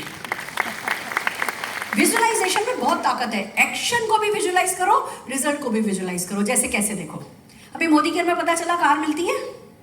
कितने लोगों के पास मोदी केयर से कितने लोग कार खरीद चुके हो? ओ जोरदार तालियां हो जाए एक बार सबके लिए। कितने लोग मोदी केयर से विदेश यात्रा जा चुके हो? बहुत बढ़िया, जोरदार तालियां हो जाए सबके लिए। मैंने स्कूटर पे बैठे बैठे जो ख्वाब देखा ना वो मैं आपको बताती हूँ। मैंने कहा यार जरूर से मोदी घर से कार तो लेंगे, सारी दुनिया ले रही है। मैंने एक बात पे बहुत जोर रखा था, बूंद को समुंदर बनाने पे। तब इंडिया में तो ज़्यादा सक्सेस थी नहीं, पर हमको पता चला विदेशों में बहुत सक्सेस है। मेरी सिस्टर इंडिया आने वाली थी, अमेरिका रहती हैं, कहने लगी तेरे लिए क्या लाऊं। मैंने कहा नेटवर्क मार्केटिंग पे कुछ भी मिले ना लिटरेचर तो उठा लाओ। तो मेरी सिस्टर लेकर के आई, बुक तो खरीदने का उनको टाइम मिला नहीं। वो न्यूज़पेपर आता है ना सप्लीमेंट, वो सप्लीमेंट न्यूज़पेपर ले आई, 150 पेज का था, नेटवर्क मार्केटिंग पे था। पूरे 150 पेजों में एडवर्टाइजमेंट थे लोगों के अपनी सक्सेस की फोटोग्राफ के साथ, ऐसा भारी। मैंने कहा सुरेखा भार्गव तेरा भी ऐसा ही न्यूज़पेपर बनेगा, पूरा छपेगा तेरा, तू लग ले बस। वो दिन और आज का दिन मैंने कभी एक दिन, देखो इस बिजनेस में लोग क्या करते हैं, ऐसे 2 कदम आगे चलते हैं, 1 कदम पीछे चलते हैं, 2 कदम आगे चलते हैं, 1 कदम पीछे चलते हैं, और यही मात खा जाते हैं। आपको सिर्फ रोज आगे बढ़ना है, थोड़ा आगे बढ़ो, थोड़ा थोड़ा थोड़ा थोड़ा थोड़ा आगे बढ़ो, पीछे नहीं हटना है। तो वो जो न्यूज़पेपर देखा था ना, मेरा विजन क्लियर हो गया था। फिर से उन्होंने कहा कि भैया इस बिजनेस में आपको एंथुसियास्टिक रहना है, बहुत ज़्यादा एंथुसियास्टिक रहना है। दोस्तों मैं एंथुसियास्टिक रही तो यहाँ आज पहुँची हूँ, बाकी रेस्ट इज हिस्ट्री। इतना बता दूं, वही छोटे छोटे काम लगातार किए, पर्सनल सेल पे फोकस करा। मैं डॉक्टर हूँ बाय क्वालिफिकेशन, मेरे हस्बैंड चार्टर्ड अकाउंटेंट, मेरे फादर इन लॉ ग्रेजुएट, मेरे father in law general polyester में बहुत अच्छी पोस्ट पे थे। तब उनके पास 2 गाड़ियाँ थी, एक 118 एनी थी, एक मारुति ओमनी थी। मेरी सासू माँ सारी गर्मी कॉटन साड़ी, सारी सर्दी सिल्क की साड़ी पहन करके घर में बैठा करती थी। ऐसा नहीं है कि कोई है ना कमी थी जीवन में किसी चीज की, पर कहते हैं ना मोदी केयर बिजनेस या तो आपके पास अभाव हो या आपके पास ख्वाब हो, वही लोग सफल होते हैं। तो मैंने ये माना कि मेरे ख्वाब भी हैं और मैंने ये भी माना कि मेरे अभाव भी हैं। कार थी ससुर जी की थी, मेरी नहीं थी, मेरे को खरीदनी थी। विदेश यात्रा जाना था, राजस्थान की, कभी माउंट आबू भी नहीं गई। तो हमें ना अवेयरनेस होनी चाहिए हमारी। और फिर मैंने विजुअलाइज करना शुरू किया, देखो सुरेखा भार्गव जब तेरी कार आएगी तो तू क्या क्या करेगी। लड्डू खिलाऊंगी, समोसा खिलाऊंगी, फ्रूटी पिलाऊंगी, नारियल तोड़ूंगी, ऐसे मोदी केयर के गुब्बारे सजाऊंगी, ऐसा केक काटूंगी। और जब गाड़ी में बैठेंगे ना, तो जब वो गाड़ी के टायर आगे चलेंगे ना, तो चारों टायरों के आगे नींबू बिचकाऊंगी। और फिर कल्पना में इतना सोचा इस सीन को कि हर बार जब मैं सोचती थी तो खट्टा मेरे मुंह में आता था। आप लोगों को भी आपकी कार ऐसे ही विजुलाइज करनी है और फिर एक्शन विजुलाइज करने हैं। दोस्तों जो भी मोदी केयर से विजुलाइज कर लो, मेरे बेटे की शादी अब होगी, पर वो शादी मैंने हजारों बार विजुलाइज करी है कि जब वो मेहंदी में बैठेंगे तो कैसे ऊपर से पीले फूल बरस रहे होंगे, कैसे हेलीकॉप्टर से जो है बच्चा उतरेगा, ऐसे हर चीज जो है वो सोच के रखिए। अब आप देखना, अभी आसान नहीं है इंडिया में हेलीकॉप्टर उतारना चढ़ाना, आसान बात नहीं है, लाइसेंसिंग पर आप देखना अभी बच्चे की शादी होगी तो जैसे चमत्कारिक तरीके से सब कुछ सेट हो जाएगा। इसलिए क्योंकि मैंने इसको करोड़ों बार जिया है। अभी भी जो हो रहा है वो ऐसे चमत्कारिक ढंग से अपने आप ही हो रहा है, मेरे घर से नहीं हो रहा है। मेरे को तो लड़की भी नहीं ढूंढनी पड़ी, सब कुछ चमत्कारिक तरीके से हो रहा है। तो वही मैं आपसे कहूंगी, बेसिक करो, उसी में जीत जाते हो, नियम बना के चलो। आइए चलिए बात करते हैं क्या क्या है जो मैंने हर हाल में लगातार किया। पहली बात, किसी भी महीने मेरा पीवी 200 से कम नहीं रहा, कभी पासिंग मार्क्स नहीं लाया। ऐसा नहीं कि मोदी केयर कहता है जी 30 पीवी कर लो तो 30 ही पीवी कर लिया, वो तो मिनिमम कहता है। ऊपर वाला देख रहा है, मिनिमम करोगे तो मिनिमम देगा, मैक्सिमम करोगे तो मैक्सिमम देगा। रोज एक प्रोडक्ट सेल करने का नियम रखा मैंने, रोज एक प्रोडक्ट सेल करने का, मतलब खाना नहीं बचता। हम जब कभी मोदी केयर की फॉरेन ट्रिप पे जाते हैं तो तीसरे चौथे दिन मेरा मन लगना बंद हो जाता है। क्यों? क्योंकि आदत पड़ी हुई है, एक प्रोडक्ट सेल करती हूँ तभी मेरे को रात को अच्छी नींद आती है। एक प्रोडक्ट सेल करके अगर आपकी 10 पीढ़ियों की जिंदगी सुधर जाए तो क्या हम इतने गए बीते हैं कि रोज एक प्रोडक्ट सेल नहीं कर सकते? नाक कितनी ऊंची कब तक रखोगे? 2.5 किलो ईगो लेकर के जाओ मर्सिडीज, तो क्या 1 किलो नमक नहीं मिलेगा? और हम 5,000 रुपए का सामान महीने का कर नहीं सकते।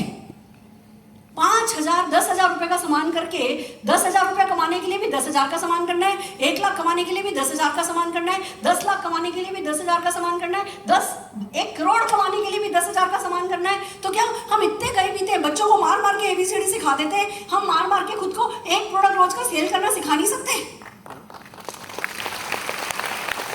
कौन सा फूलों की सेज पर बैठे हो, क्यों आलस करेंगे? अगर कोई नई चीज जिंदगी बदलने को तैयार है तो सीख लेंगे, सिखाने वाले बैठे हैं ना एक से एक। कस्टमर बनाए, कस्टमर से रिश्ते बनाए। मेरे ऐसे ऐसे कस्टमर हैं। कल भी एक व्यक्ति, मैं कल हैदराबाद गई हुई थी, उनसे मिली, बहुत अच्छा रिश्ता है। कल वो मिनिस्टर हैं, उनकी वो पुलिस वाली कार में सायरन के साथ मेरे को एयरपोर्ट भेजा।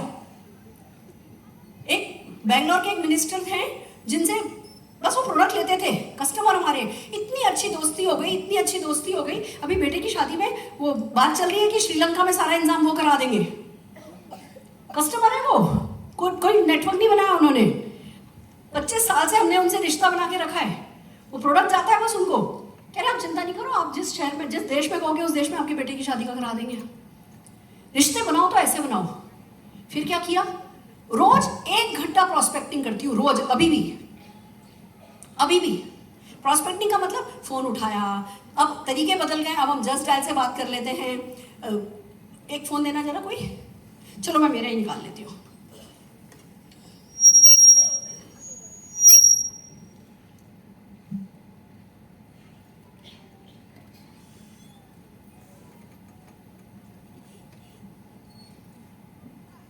ये मैंने जस्ट डायल कॉल किया, ठीक है। 0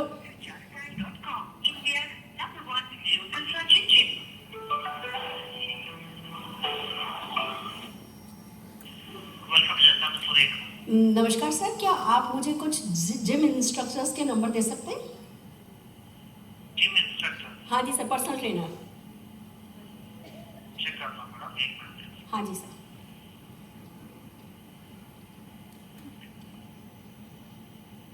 पर्सनल जिम इंस्ट्रक्टर? हाँ जी सर, फिटनेस पर्सनल ट्रेनर। कहाँ पे है उसको? Sir Noida sector 78। Noida sector 78 में चेक करता हूँ। हाँ जी सर। ओके मैम, लाइन पर बने रहने के लिए धन्यवाद। ये जानकारी आपको भेजा मैडम, आप चेक कर सकते हैं। Thank you sir, thank you so very much. ठीक है, अब ये नंबर मेरे पास आ गया। 7 नंबर, जस्ट डायल में एक कॉल किया, 7 नंबर आ गए। अब इन 7 नंबरों पे जो हमें आए हैं, इन पे कॉल करने का। ये देखो, जस्ट डायल का नंबर आ गया। Fit villa fitness centre. अब ये इस सेंटर पे फोन पे कोई आदमी बैठा होगा, बंदर बैठा होगा? आदमी बैठा होगा, ठीक है, चलो कॉल करते हैं इनको।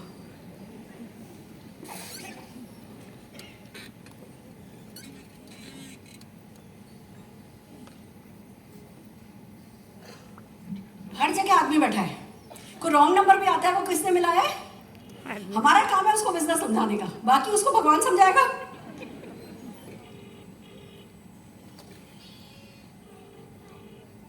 उसकी किस्मत होगी तो उठाएगा, नहीं तो हम अगले नंबर पे डाल करेंगे, हमें क्या जाता है। ये ना गेम, इस बिजनेस को। हेलो, ये फिट विला फिटनेस सेंटर से बोल रहे हैं? सर कौन बोल रहे हैं, जान सकती हूँ? सर आपका शुभ नाम जान सकती हूँ? शिवम, मैं डॉक्टर सुरेखा भार्गव बोल रही हूँ। एक्चुअली क्या आप बिना पैसा लगाए एक्स्ट्रा इनकम करने में इंटरेस्टेड हैं? मैं बिजनेस पार्टनर ढूंढ रही हूँ। मैं दोबारा कॉल करती हूँ सर। क्या जाता है?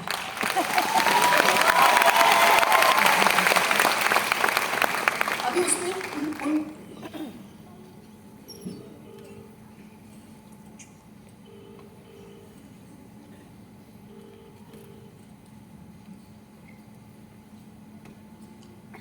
क्या हुआ?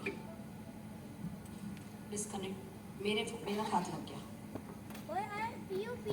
ऐसे 1 घंटे रोज करती हूँ, गिटर पिटर गिटर पिटर गिटर पिटर गिटर पिटर। जो हम भरे उसका भी भला।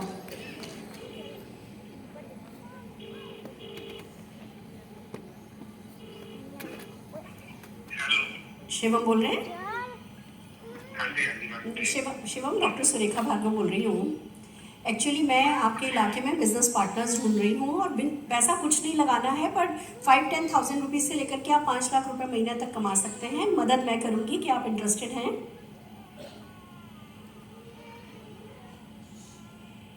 हेलो हेलो,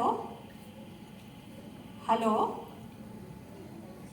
उसके यहाँ सिग्नल वीक है एक्चुअली। अब ये नंबर शिवम के नाम से सेव करूंगी। अब हम तो भूत हैं, जब तक कोई हाँ दे दे या ना दे दे, दोनों में से एक चीज तो हम लेके रहेंगे, खाली हाथ तो हम जाते नहीं हैं। जब तक कोई हाँ देगा, और तुरंत रजिस्टर में लिखूंगी Shivam fit villa centre this and that, और सिग्नल वीक। उसके यहाँ का सिग्नल वीक है, मेरा सिग्नल वीक नहीं है, मेरा डायरेक्ट ऊपर से कनेक्शन है। ये करे या नहीं करे मेरे को पता है, मैं हिंदुस्तान के 100 सबसे रईस लोगों में शामिल होने वाली हूँ, यही रोज करके। कर सकते हो? 1 घंटा रोज नियम से प्रोस्पेक्टिंग करो। अरे गुजरात के क्या, हिंदुस्तान की सबसे बड़ी कोठी आपकी होगी। ये एंटीला वेंटीला ना, मुकेश अंबानी का घर मेरे को इंप्रेस नहीं करता। निशान का बताती हूँ, एंटीला गया, सामने से निकला, एंटीला दिखा, अरे रोकना रोकना भैया, उसके गेटमैन को बुलाया, बोले जरा अंबानी जी को बोलना किराया नहीं दिया है 4 दिन से, 4 महीने से, करके आगे निकल गया। बात मजाक की थी, पर बात ये कि हमें पता है हम मोदी केयर करके इतनी बड़ी कोठी बना सकते हैं। वो विश्वास बड़ी चीज है। आप जब तक इस अपॉर्चुनिटी के लिए उत्साही नहीं रहोगे तब तक काम नहीं चलेगा। 1 घंटा रोज प्रोस्पेक्टिंग करनी है, या इसको इनडायरेक्टली बोलूं, 1 घंटा रोज ना लेनी है। करके देखो, सांप सीढ़ी का गेम जैसा है। कोई हाँ बोले तो चढ़ जाओ सीढ़ी से, कोई ना बोले तो उतर जाओ सांप से। कोई हाँ बोले तो चढ़ जाओ सीढ़ी से, कोई ना बोले तो उतर जाओ सांप से। 100 का इंतजार किसको है? 100 का इंतजार किसको है? किसी को नहीं है। बस तो यही है, रोज 1 घंटे प्रोस्पेक्टिंग करनी है, हफ्ते में 1 दिन ऑफिस जरूर जाना है, रोज एक वीडियो जरूर देखनी है, रोज एक जूम मीटिंग जरूर अटेंड करनी है, हफ्ते में 1 दिन खुद की टीम की जूम मीटिंग खुद को जरूर करनी है। खाली अपलाइन की जूम मीटिंग से नहीं काम चलेगा, अपलाइन की हर हाल में अटेंड करो खुद की। भले आपकी टीम 2 लोगों की है ना, तो भी हफ्ते में 1 जूम मीटिंग आपको आपकी करनी है। हर महीने 1 सेमिनार अटेंड करना है, हर महीने कम से कम 2 ट्रेनिंग अटेंड करनी है। ये नियम है। इससे आपको पहले महीने, दूसरे महीने, तीसरे महीने, चौथे महीने, छठे महीने, 8वें महीने रिजल्ट मिले या नहीं मिले, रिजल्ट मिलेगा गारंटेड जरूर। किसी को 2 महीने में, किसी को 2 साल में, पर करने में हम में से किसी का कुछ जाता तो नहीं है। कभी सुना कि मेहनत करके कोई मर गया? कभी पेपर में पढ़ा कि मेहनत से मर गया, मेहनत करके आत्महत्या कर लिया? ऐसा नहीं होता। मेहनत करो। और क्या होता है जब हम मेहनत करते हैं ना, एक और चीज बताती हूँ जिससे बचना है आपको। जैसे ही हम मेहनत करने लगते हैं तुरंत हमको रिजल्ट चाहिए। जितनी ज्यादा मेहनत उतना ज्यादा डिप्रेशन, जितनी ज्यादा मेहनत उतना ज्यादा फ्रस्ट्रेशन। वो गलत है। इस हाथ का किया, इस हाथ को पता नहीं चलना चाहिए। रात सोने के लिए बनी है। कल मैं रात को भैया से कह रही थी, अल्पेश जी से कह रही थी, मैं बहुत थकी हुई हूँ, क्योंकि मैं 2 रात से सुबह 6 बजे की फ्लाइट पकड़ रही हूँ, नींद पूरी नहीं हुई। आज आपको लग रहा है मैं थकी हुई हूँ? रात है ना सोने के लिए। 3 महीने से मेरी मम्मी क्रिटिकल है थी। 8 जून को वो गई, 9 जून को हमने उनका संस्कार किया, 7 जून को मुंबई में मेरी सगी मामी की डेथ हो गई, 10 जून को फूल चुगे मम्मी के, अस्थियां चुगने के बाद घर आई, नहाई, फिर मामी के उसमें गई। 10 तारीख को उठावना किया, 11 तारीख को हरिद्वार गई अस्थियां बहाने, 12 तारीख को शोक समाप्ति करी, 14 तारीख को निशान गया, 15 तारीख को मैनेज किया थोड़ा, जो लोग उठते बैठते रोज लोग आते रहते हैं उनके साथ किया। 18 तारीख को सत्य साई ऑडिटोरियम दिल्ली में इवेंट था। 19 तारीख को 1000 लोगों की अजमेर करके आई हूँ। 20 तारीख को कल हैदराबाद में वही हमारी एक और रिलेटिव की डेथ हुई थी, उनकी शोक समाप्ति में गई और एक मिनिस्टर साहब से मिल करके आई। और अभी आज 21 तारीख को आपके सामने खड़ी हूँ। कल चेन्नई है, कल और परसों चेन्नई हूँ। मर गई? मरती दिख रही हूँ? मरी जा रही हूँ? बढ़ती दिख रही हूँ कि नहीं दिख रही हूँ? तो मेहनत इस हाथ का किया, इस हाथ को पता नहीं लगनी है, पर मेहनत करके डिप्रेशन में नहीं आने देना है। आपको पता होना चाहिए कि आप किसी मजदूर की मजदूरी मारते हो। कोई आपके घर में आके पेंटिंग करेगा, पैसे दोगे कि नहीं दोगे? जब आप किसी मजदूर की मजदूरी नहीं मारते तो ऊपर वाला भी आपकी मजदूरी क्यों मारेगा? मजदूरी करने की हिम्मत तो बनाओ। वो काम लगातार करना है और एक काम और करना है, गोल सेट करना है। मंजूर है? Yes. इस महीने क्या करोगे? लोग एक बहुत बड़ी गलती करते हैं, मोदी घर में आते ही मेहनत पे लग जाते हैं, फटाफट फटाफट एक्शन हम सब कर लेते हैं, पर वो एक्शन किस के लिए कर रहे हो वो पहले डिसाइड नहीं करते। मैं हर महीने की पहली 5 तारीख से पहले पहले क्लोजिंग कर लेती हूँ कि इस महीने ये बंदा ये करेगा, ये बंदा ये करेगा, ये बंदा ये अचीव करेगा, ये बंदा अचीव करेगा, मैं ये अचीव करूंगी। पहले अपनी पूरे महीने की क्लोजिंग सेट कर लेती हूँ, उसके बाद एक्शन करती हूँ, तो वही रिजल्ट मिलते हैं जो मैंने पहले सेट किए होते हैं। खाली हवा में काम, तीर नहीं चलाने हैं, आपको पता होना चाहिए कि कहाँ तीर जाना है। Are you ready? Yes. तैयार हो? मेरी जरा पहली पीपीटी चला दो, सफलता की कला। जो भी मैंने आपको अभी तक बताया है उसी को समराइज कर रही हूँ मैं। मेरा समराइज करने का टाइम शुरू हो गया है। Art of success. Thank you. सही सोचो, नेटवर्क मार्केटिंग की जय हो सोचो, डायरेक्ट सेलिंग में सब संभव है, मोदी केयर में सब संभव है। ये सोचो, बड़ा सोचो, उत्साही रहो, कोई कसर उत्साह में रखनी नहीं है, जरूरी है। Are you ready? Yes. तैयार हो? राइट एटीट्यूड रखो, पॉजिटिव एटीट्यूड रखो, बड़ा सोचो। जैसे बड़ा सोचने की बात आई ना तो मैं बताती हूँ। अभी प्लान चेंज हुआ, जैसे ही प्लान चेंज हुआ तो सबको अपना स्ट्रक्चर सेट करना है। मेरी भी 4 आईडी पे काम चल रहा है, मेरा, मेरी सासू माँ की, मेरी माँ की, मेरे बेटे की 4 आईडी हैं। 4 आईडी में से एक आईडी आरडी, दूसरी आईडी टीबीडी, तीसरी आईडी डबल ब्लैक, चौथी आईडी ब्लैक। ऐसी 4 आईडी है मेरी। तो आप समझ सकते हो स्ट्रक्चर तो सेट करना होता है। भैया डायरेक्टर चाहिए स्ट्रक्चर सेट करना है तो अब 2 तरीके हैं।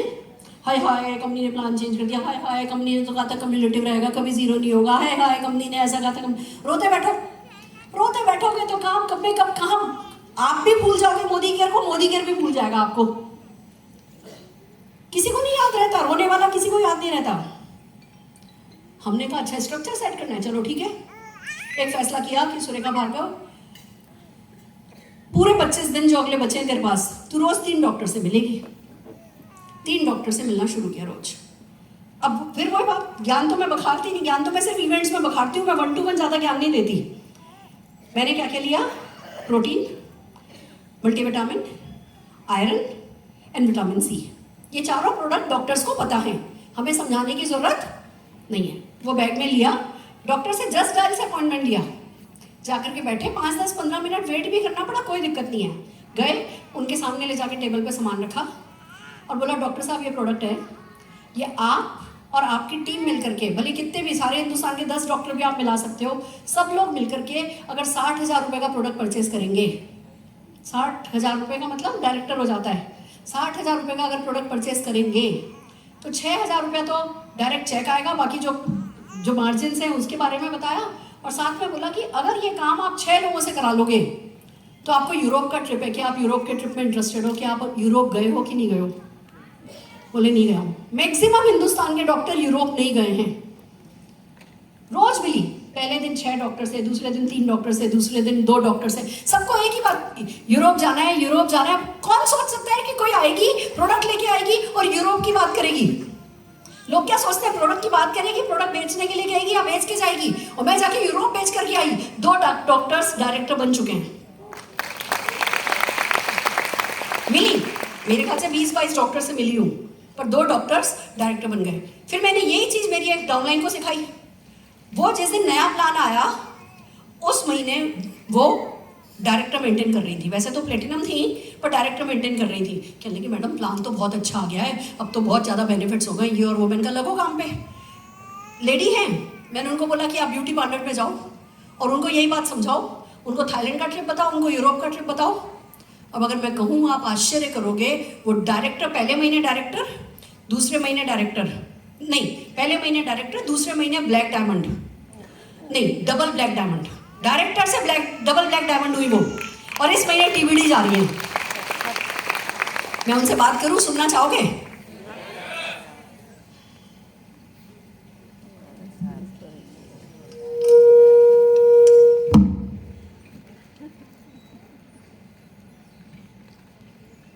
कहती है डबल ब्लैक डायमंड जाना तो वेस्टेज है, डबल ब्लैक किसी को नहीं जाना चाहिए, सबको ट्रिपल ब्लैक जाना चाहिए। अब कैसे कोई प्लेटिनम से डबल ब्लैक और तीसरे महीने ट्रिपल ब्लैक, और पता है क्या कह रही है मैडम, 5-6 महीने दो आरडी हो जाऊंगी। 5-6 महीने कह रही है अब मेरे को ट्रिपल ब्लैक बनना आ गया, इस महीने ट्रिपल ब्लैक करूंगी और 5-6 महीने दो आरडी हो जाऊंगी। मैं अभी बात कराती हूँ। माइंड सेट का कमाल है सारा। हम सोचते रह जाते हैं अगले 6 महीने में डायरेक्टर करेंगे, तो और साल लग जाता है। ये बिजनेस धीमे धीमे करने का नहीं है, ये बिजनेस फक करके करने का है।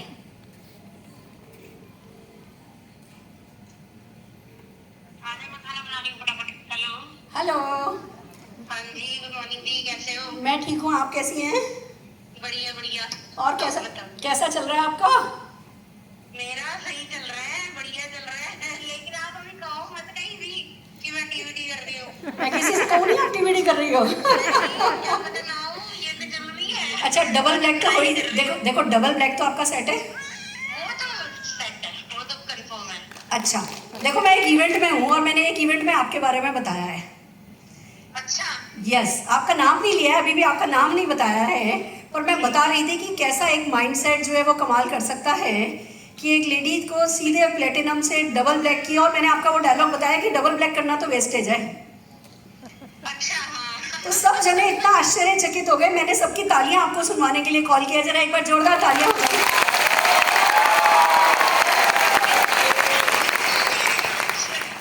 और है ना, मैंने वो भी बताया जो आपने कहा कि टीवीडी करूंगी और फिर 6 टीवीडी बनाऊंगी और आरडी करूंगी। हाँ जी, हाँ जी, ये डन है। ये डन है और सब जने आश्चर्यचकित हैं। मैं सारी हिंदुस्तान को आपको एक इंस्पिरेशन बना करके बताना चाहती हूँ कि माइंडसेट सारा कमाल कर सकता है। Thank you so much. और it will take time, but definitely एक दिन जरूर होगा। आपने ठान लिया ना। नहीं होगा, बट एक दिन जरूर होगा। देखो मैं यहाँ 1200 लोगों के सामने हूँ, 1200 लोगों में से 12 लोगों ने ठाना होगा कि वो अगले 6 महीने साल भर में रेड करेंगे। जी जी जी। मैं चाहती हूँ 1200 के 1200 लोग डिसाइड करें रेड करेंगे, इसलिए मैंने आपको कॉल किया है। ये तो देखो मेरे को लग ही रहा है कि टीवीडी में तो मतलब टीवीडी से कम तो कोई फायदा नहीं है लेवल करने का। चलो ठीक है, ऑल दी वेरी बेस्ट। हालांकि मेरा नहीं हुआ है अभी। हाँ, जब होगा देखते हैं, बट लेकिन मेरे को ये है कि टीवीडी करें, अगर करें तो हो जाएगा हो जाएगा। चलो ऑल दी वेरी बेस्ट, फिर मिलते हैं। Thank you so much. Bye bye bye. क्या समझे, क्या समझे? क्यों हम डायरेक्टर बनने का सोचे? क्यों हम इसी महीने डायरेक्टर नहीं बनने का सोचे? समझ रहे हो?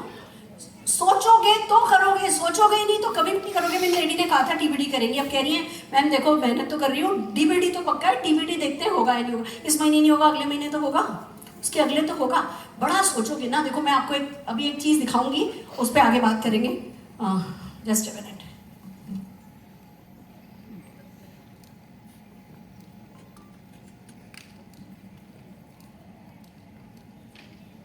आइए चलिए। तो सही सोचने को तैयार हो, सपना जीने लगो, वो साझा करने लगो। मैं समरी कर रही हूँ, जो कुछ अभी तक अपनी बात हुई है उसकी समरी कर रही हूँ। मैं मेरे बेटे की शादी की बातें सालों से कर रही हूँ और साझा करती हूँ। अब मैंने कहा था 5000 जीबीडी आएंगे, बोला था ना। अब मैं बेटे की शादी अगले 6 महीने में करूंगी, क्या 5000 जीबीडी होंगे? नहीं होंगे। जीबीडी तो कोई भी नहीं, अब तो टीवीडी की बात है। पर उससे मेरी सफलता तो आई ही नहीं आई। कई लोगों को वो सपना समझ में तो आया कि नहीं समझ में आया, तो सपना बोलने लगो, साझा करने लगो। कोई आपका गला नहीं पकड़ने कि तुमने तो कहा था कि 2 करोड़ की कार खरीदोगे, नहीं खरीदी। पर बोलोगे ही नहीं तो काम होगा नहीं। तो सपना जीने लगो और साझा करने लगो, बड़ा सपना जीने लगो और साझा करने लगो। साहस करो। सारे के सारे आप देखोगे स से हैं, ये सब देखो स से शुरू हो रहे हैं। सही सोचो, सपना जीने व साझा करने लगो, साहस करो, हिम्मत। अब इतनी बड़ी बात बोलने के लिए कि 100 सबसे रईस औरतों में शामिल होने मुझे क्या चाहिए था सिवाय हिम्मत के? मेरे पास था ही क्या? कुछ और था भी नहीं। पर हिम्मत तो सबके पास है, हाँ या ना? यस सबके पास हिम्मत है। यस बड़ा बोलने को तैयार हो, यस बड़ा सोचने को तैयार हो। Yes. और एक बात बता दूं, बड़ा बोलने और बड़ा सोचने से भी ज्यादा छोटा करने के लिए हिम्मत चाहिए होती है। छोटा करने के लिए ज्यादा हिम्मत चाहिए होती है। किसी को जाकर के प्लान दिखाने के लिए ज्यादा हिम्मत चाहिए होती है। वो बच्चे की उंगली पकड़ के उसका टीवी बंद करवा के उसको लेके जाने के लिए ज्यादा हिम्मत चाहिए होती है। घर में सासू माँ शक्लें बना रही हो, हस्बैंड 4 बातें सुना रहे हो, तो घर से निकलने के लिए हिम्मत चाहिए होती है। एक ऐसा बिजनेस जिसमें दिख रहा है औरतें औरतें कर रही है, उस बिजनेस में किसी मर्द का काम करने के लिए हिम्मत चाहिए होती है। खुद की छोटी सोच को दबा करके बड़ा सोचने के लिए हिम्मत चाहिए होती है। साहस करो, सारा खेल साहस का है। करेज क्या होता है? जितनी आपके पास ताकत हो एक होती है ना ताकत होती है। मेरी ताकत मान लो 2 किलो डंबल उठाने की है, मान लो जस्ट फॉर एग्जांपल, तो 5 किलो 10 किलो डंबल उठाने की सोचना साहस है। 2 किलो उठा सकती हूँ और 2 किलो उठाने की सोच रही हूँ तो वो साहस थोड़ी है। साहस आपके शरीर में जितनी ताकत हो, आपको बोलना नहीं आता पर टीबीडी की तरह आकर के टेस्टिमोनियल देने के बारे में सोचना वो साहस है। अपने से ऊपर उठना साहस है। तो साहस करो, साझेदारी करो। मेरा एक नेगेटिव बिलीफ है कि हम बिल्कुल ताकतवर नहीं हैं। मैं बिल्कुल ताकतवर नहीं हूं। अकेले मैं कमजोर हूं। आज भी वही सिंपल सी सुरेखा भार्गव, रुला लो जितना रुला लो, ट्रेजेडी क्वीन। पर जब मैं पार्टनरशिप कर ली, मैंने समीर मोदी जी से पार्टनरशिप कर ली, मोदी केयर से पार्टनरशिप कर ली, अपलाइन से पार्टनरशिप कर ली, डाउनलाइन से पार्टनरशिप कर ली, अपने परिवार से पार्टनरशिप कर ली कि भैया बेटा तू मेरे साथ चल अभी मीटिंग में, बंद कर अपना टॉम एंड जेरी, तेरे को दुनिया की बड़ी से बड़ी स्क्रीन में घर में लगवा के दूंगी, बच्चा अभी तू मेरे साथ चल ले, तेरे को तेरी पसंद की फरारी कार दिलाऊंगी, बच्चा अभी अपने साथ चल ले। आज मेरा बेटा अपना इंटरनेशनल ड्राइविंग लाइसेंस बना के गया है, आज वो बाली में फरारी हायर करके फरारी में अपनी गर्लफ्रेंड को घुमाने वाला है। पर वो बच्चा कौन है? जो रोज मेरे साथ मीटिंग में जाया करता था अपने टीवी सीरियल बंद करके। आज उसके पास घर में 150 इंच की स्क्रीन लगी हुई है, best of the best media room है। कोई टॉम एंड जेरी का सीडी ऐसी नहीं होगी जो उसके पास नहीं हो। P3, P4, P5 हिंदुस्तान में आया या नहीं आया, मेरे बच्चे के पास पहले आया। क्यों? क्योंकि उसको सेक्रीफाइस करने की साझेदारी उसके साथ हमने करी कि बच्चा तू हमें साथ दे, हम तेरा साथ देंगे। मैंने पहला डायमंड सेट मेरे लिए नहीं खरीदा था, सासू माँ के लिए खरीदा था। पार्टनरशिप इसको कहते हैं, पार्टनरशिप। आज भी बता दूं, मेरा सारा घर मेरी सासू माँ संभालती हैं। फोन पे कितनी बार मैंने उनको कहते सुना है कि लोग बेटी की राज में रानी होते हैं, मैं तो अपनी बहू के राज में महारानी हूँ। बहुत बार सुना मैंने ये डायलॉग उनसे, और मानती भी, और सारा घर संभाल रखा है। उनको मालूम है भैया मेरी बहू नहीं, मेरा बहू बेटा है। आज उनके बेटे को गए इतना समय हो गया है, पर उनको कभी एहसास नहीं होने दिया। मैंने कभी नहीं कहा आप अपने दूसरे बेटे के पास जाओ, मैं जाने ही नहीं दूँ, वो जाना चाहे तो भी। इसको कहते हैं पार्टनरशिप। वो मेरे को इतना डांटती थी, वो मेरे लिए इतना नेगेटिव बात करती थी, और मैं अंदर ही अंदर पता है क्या सोचा करती थी? मैं नहीं सोचती थी ये गलत है, मैं ये सोचती थी बस मुझे जिंदगी में इसीलिए जीना है कि एक बार मम्मी की तारीफ सुननी है। वो डांट रही हैं, वो बुरा कर रही हैं, हम भी बुरा करेंगे। नफरत को नफरत से नहीं जीता जा सकता। वो मेरे से नफरत करती थी, कारण थे, वो देखने नहीं आई थी, बेटे ने पसंद कर लिया, वो मना कर रही थी, बेटे ने शादी करने की जिद कर ली। फिर शुरू में भैया उनके घर में लड़की थी नहीं, उनको घर में पायजे पहने में कोई देखने की आदत ही नहीं थी। सारे जीवन उन्होंने राज किया। अचानक एक बेटी आ गई, एक लड़की आ गई जो उनके बेटे के साथ सो रही है रात को। आसान नहीं होता। मैं भी अब सास बनने वाली हूँ। ये सब चीजें जिस बच्चे को हमने बड़ा किया, अचानक किसी के साथ शेयर करना आसान नहीं होता। पर पार्टनरशिप करो परिवार के साथ। बदतमीजी नहीं करनी है, उद्दंडता नहीं करनी है, प्यार से, नम्रता से, उन्हीं के तो काम आता है। समझ रहे हो? साझेदारी करो, समय निकालो। पार्ट टाइम बिजनेस है, नो टाइम बिजनेस नहीं है। समय की कदर सबसे बड़ी है। जल्दी उठो, शेड्यूल बनाओ। मैं तो अलार्म लगाने की आदत है मेरी। तो अगर मैं प्रोस्पेक्टिंग के लिए बैठती हूँ ना अल्पेश जी, तो मान लो मैं 11 बजे बैठी, तो मैं 12 बजे की अलार्म लगा लेती हूँ। अगर अलार्म नहीं लगाओगे ना तो 3 लोग ना देंगे तो आप सोचोगे आपको सुसु आ रही है, फिर आपको प्यास भी लगेगी, पोटी भी आएगी, भूख भी लगेगी, सुसु भी आएगी, बहुत सारे काम याद आएंगे, बहुत सारे बहाने याद आएंगे। अलार्म लगा के बैठती हूँ, प्रेशर भी बनेगा तो भी 12 बजे की अलार्म बजेगी तभी उठूंगी, उससे पहले उठती नहीं हूँ। 1 घंटे तक प्रोस्पेक्टिंग कॉल करती हूँ, क्योंकि ना अननोन लोगों से बात करना आता थोड़ी था। बचपन से माँ बाप ने सिखाया था अजनबियों से बात नहीं करना, तो हमारे दिमाग में क्या सेट है? अब हमें लगता है अजनबी कौन?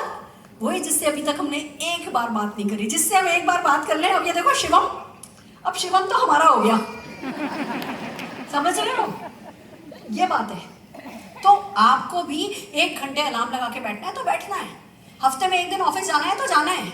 महीने में 1 सेमिनार अटेंड करना है। लोग क्या कहते हैं? अच्छा देखेंगे, डाउनलाइन चलेगा तो हम भी चले जाएंगे। ना जी, डाउनलाइन जाए या नहीं जाए, आपको तो हर हाल में जाना है। 5 टिकट का रूल ऑफ 5 याद रखो। मेरा शुरू से पहले दिन से रूल ऑफ 5। रूल ऑफ 5 क्या है? हर इवेंट के आपके पास 5 टिकट होने चाहिए। टीम वाले टिकट की बात नहीं कर रही मैं। आपकी टीम में 200 टिकट गए, आप खुश हो गए? नहीं, टीम में 200 गए, आपके पास 5 होने चाहिए। प्रोस्पेक्ट मीटिंग के 5, 1 आप जा रहे हो, 4 गैस लेके जा रहे हो। ट्रेनिंग के 5, 1 आप जा रहे हो, 4 आपके नए डाउनलाइन लेके जा रहे हो। खुश नहीं हो जाना कि टीम में 400 लोग बैठे मेरे। टीम में 400 बैठे हैं, पिछले 2 महीने में आपका बनाया हुआ कोई नया बंदा है कि नहीं है? वो आपको जीत दिलाएगा, क्योंकि आप पीजीपीवी पे काम कर रहे हो तो टीम को पीजीपीवी पे काम करना सिखा सकते हो। आप खाली नीचे नीचे नीचे खाली लोगों ने बुलाया, आए हाय बाय करके चले गए, तो पीजीपीवी कौन लाएगा? समझ रहे हो? तो समय निकालना है। रूल ऑफ 5 100% फॉलो करो। टीम में 5 टिकट ले रहे हो, नया बंदा बना, उसकी टीम में 4 टिकट गए, अगली बार वो 5 लेगा तो आपके दूसरे 5 होने चाहिए। उसके 5 से आपको कुछ नहीं हो जाना है। मैं आपको बताऊं, एक बार प्रमोद आचार्य जी के साथ की बात है। मैं गई भुवनेश्वर सक्सेस सेमिनार करने। मैं हमेशा बताती हूँ अपना पर्सनल गेस्ट लो, पर्सनल गेस्ट लो, पर्सनल। आप में से कितने लोगों के पर्सनल गेस्ट इस मीटिंग में बैठे हैं? तो एक बार जोरदार तालियां बजा लो अपने लिए। चलो मैं मानती हूँ आज की गेस्ट मीटिंग नहीं है, आज की ट्रेनिंग कह करके आप लोगों ने बिल्ड किया है, पर सेमिनार में गेस्ट ला सकते हो। तो मैं भुवनेश्वर गई, प्रमोद जी मुझे लेने आए एयरपोर्ट। रास्ते में बात कर रहे थे, मैडम मैं कल राहुल खेला था, है ना, ऐसा था, बहुत अच्छा, आपकी मीटिंग हो रही है, मैं बहुत खुश हूँ। इनका आपके गेस्ट आ रहे हैं कि नहीं मैडम मेरे गेस्ट नहीं आ रहे। मैंने कहा प्रमोद जी मैं नहीं जा रही, गाड़ी खड़ी करो। ऐसे गाड़ी खड़ी करवाती, उनका खड़ी करो भी, उनकी मर्सिडीज थी, कहा खड़ी करो। तो लगे मैम देखो मैं सुबह सुबह आया राहुल किला से, ऐसा वैसा। मैं नहीं जानती आपको अपना गेस्ट लाना है। क्या लगे अब नहीं है तो क्या करूँ, अब मीटिंग में जा रहे हैं, आधे घंटे बाद मीटिंग है। मैंने कहा वो देखो वो सामने चाय का ठेला खड़ा है, उसके पास में लोग बैठे हैं, इनमें से किसी से बात करो, लेके आओ। मैडम ऐसे कैसे लेके आऊँ? मुझे नहीं पता, अभी चैलेंज है आपको, आप लेके आओ नहीं तो मैं जाती हूँ। मैं लेके आती हूँ आपका गेस्ट। तो जब मैं जाती हूँ बोला तो कहने लगे अच्छा रुको, पर किससे बात करूँ? इनका वो येलो शर्ट वाला ठीक दिख रहा है, उसको जाके बात करो। कि मैं बोलूँ क्या? इनका बस इतना ही बोलना कि एक पार्ट टाइम बिजनेस अपॉर्चुनिटी है। उस समय मैं शायद 50 लाख कमाती थी। इनका 50 लाख कमाने वाली लेडी सब बिजनेस सब सिखा रही है, आप पार्ट टाइम में पैसा कमाना चाहते हो क्या? तो गए, वो येलो शर्ट वाले से बात करी और येलो शर्ट वाले को अपने साथ ले आए। उसको मेरे को इंट्रोड्यूस कराया, मैडम ये कॉस्मेटिक सर्जन है, प्लास्टिक सर्जन है ये। वो आगे गाड़ी पे बैठा, प्रमोद जी इधर बैठे, मैं इधर बैठी, वो हमारे साथ मीटिंग में गया, पूरी मीटिंग अटेंड करी, रात को उसने ज्वाइन किया। That's the magic. फैसला कि आपको हर मीटिंग में मैं आज़ादी मार्च करती हूँ, हर महीने आज़ादी मार्च करती हूँ। हर महीने कोई ना कोई नया लीडर बैठा हुआ होता है, हर महीने 4 आईडी, एक रेड, एक टीबीडी, एक डबल ब्लैक, एक ब्लैक। इस महीने वो ब्लैक डबल ब्लैक हो जाएगी और डबल ब्लैक टीबीडी हो जाएगी। मैं तो टारगेट लेकर के चल रही हूँ अगले दिसंबर से पहले 4 आईडी को रेड करने का। 4 आईडी रेड होंगी, कौन सा चेक कम आएगा? हर चेंज आपके काम आ सकता है अगर आप मेहनत करने को तैयार हो तो, और कोई भी चेंज आपके काम नहीं आ सकता अगर आप रोने को तैयार हो तो रोना नहीं है, काम करनी है, मेहनत करनी है। Are you ready? यस। समय निकालो, सीखो और सिखाओ, खूब सीखो, जो सीखो उसको अपनाओ। लिव द लर्निंग, बहुत इंपॉर्टेंट है। सक्षम बनते रहो, लगातार अपनी कैपेबिलिटी बढ़ाओ, लगातार अपनी कैपेबिलिटी बढ़ाओ, आगे बढ़ो आगे बढ़ो आगे बढ़ो। ये देखो, ये फोटो देख रहे हो? क्या हुआ? बैक हो, हाँ, ये निशान खड़ा है छोटा सा, तब से सीख रहे हैं और सिखा रहे हैं। अब दोनों माँ बेटे मिलकर के सीख रहे हैं और सिखा रहे हैं। अच्छा लग रहा है ना? अब जिस लड़की से बात चली है, मैंने पहले ही बोला इनको मोदी केयर करना होगा। भैया मोदी केयर करना, बिजनेस वूमेन है, उसकी अच्छी फैशन ऐप चलती है, फैशन क्लोथिंग लाइन है उसकी, ऑनलाइन बिजनेस करती है उसका, पर खुद उसको पता है कि भैया घर में मोदी केयर तो करना ही है। खुद ही राजी हो रही है, मोदी केयर में इन्वॉल्व हो रही है। मैं इंग्लिश बहुत अच्छी है, मैसेज बहुत अच्छे बनाती है। उनका चलो एक काम तो मेरा नक्की हुआ, ये काम तो ये संभाल लेगी। सक्रिय रहो, लगातार एक्शन करो। मैं आपको बता दूं, ये जो डायलॉग है ना, ये मेरी लाइफ का डायलॉग है। Ethics build character, work ethics build destiny. अब ये रोज 1 घंटा प्रोस्पेक्टिंग करना, ये मेरा वर्क एथिक है। हर हफ्ते ऑफिस जाना, ये मेरा एथिक है, मेरे लिए ये मॉरल वैल्यू है। ये कोई लीगली नहीं जाना है मुझे। मोदी केयर ने नहीं कहा है कि जाओगे नहीं तो चेक नहीं मिलेगा, पर ये मेरे एथिक्स हैं, ये मेरे मूल्य हैं। मुझे पता है ये डायरेक्टली या इनडायरेक्टली हर हाल में यही रूल डुप्लीकेशन का काम करेंगे और यही मेरे सक्सेस को बढ़ाएंगे। तो आपको भी आपके वर्क एथिक्स जो हम छोटे छोटे सिखाते हैं, रोज एक वीडियो देखो, हर हफ्ते है ना एक मीटिंग खुद की करो, हर दिन एक जूम मीटिंग अटेंड करो, खुद को लगातार चार्ज करो, रोज 15 मिनट बुक पढ़ो, रोज एक वीडियो देखो, हर महीने जो है 200 पीवी करो। ये सब कोई आपको दे नहीं रहा है, कोई आपको थोप नहीं रहा है। ये आपके वर्क एथिक होने बहुत जरूरी है। तो लगातार प्रोडक्टिवली रहो, एक्टिव रहो, खाली एक्टिव नहीं रहना है। एक डाउनलाइन के घर जाके बैठे चमचे के पास, वो 4 घंटे तक आपकी करता रहा, आप 4 घंटे तक उसकी करते रहे, फिर हो गए 4 घंटे मोदी केयर की आज ना जी। जिन 4 घंटों में आप 4 बातें सुन रहे हो, वही 4 घंटे आपके काम आएंगे। ध्यान से सुनो, जिन 4 घंटों में आप 4 बातें लोगों की सुन रहे हो, वही 4 घंटे आपके काम आएंगे। अब लोगों की सुनना मुश्किल लगता है, कोई कहता है ये नहीं चलता, कोई कहता है वो नहीं चलता, कोई कहता है ये नहीं होगा, कोई कहता है वो नहीं होगा। मैं अपनी 1 करोड़ 40 लाख की गाड़ी में जाती हूँ तो भी लोग कहते हैं नहीं चलता है। मैं कहती हूँ बिल्कुल सही, तुम्हारे लिए नहीं चलता, जो कहता है चलता है उसके लिए चलता है। समझ रहे हो? तो प्रोडक्टिवली एक्टिव रहो।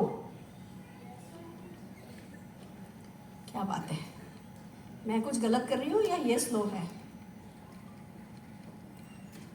साधना समझ कर करो। जैसे मीरा की भक्ति थी ना, वो भक्ति काम आएगी।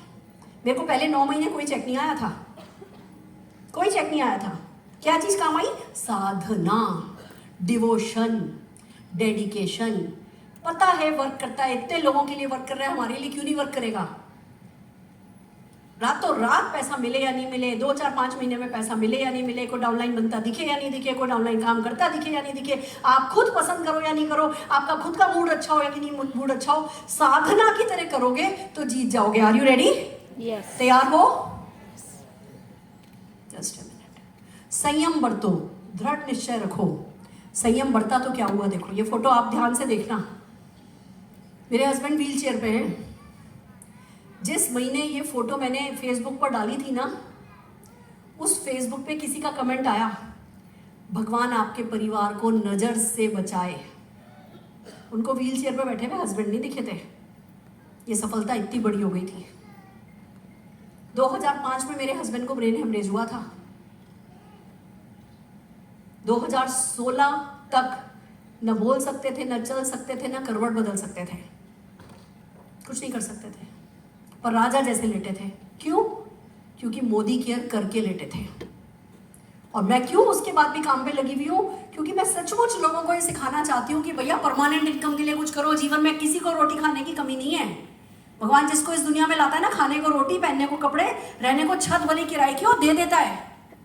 ये बिजनेस आपको नहीं कह रहा कि आपको इस बिजनेस की जरूरत है। आपको अपने आप को कहना होगा कि आपके परिवार को पता नहीं कब इस बिजनेस की जरूरत पड़ जाए। मैं आपको बता दूं, जब अरुण जी को हेमरेज हुआ, हम बेटा बाथरूम में कमरे में घुसा तो वो कपड़े पहन रहे थे और वहीं अटक गए थे। तब उनके ब्रेन में ब्लीडिंग हो गई थी। हम अपनी कार में लेकर के रवाना हुए, अपोलो हॉस्पिटल लेके जा रहे थे। रास्ते में एस्कॉर्ट पड़ता है, इनकी सांस उखड़ने लगी। हमने इनको एस्कॉर्ट में लेके गए। एस्कॉर्ट वालों ने 10-15 मिनट लगाए, पर बोले आप इनको अपोलो लेके जाओ। उन्होंने हमको एम्बुलेंस दी। एम्बुलेंस में वो जो मॉनिटर होता है ना, वो मेरे हस्बैंड के नाक पे गिर गया। क्या एम्बुलेंस में एक्सीडेंट होते हैं? हमारे साथ हुआ। उसने अरुण जी का केस बिगाड़ दिया।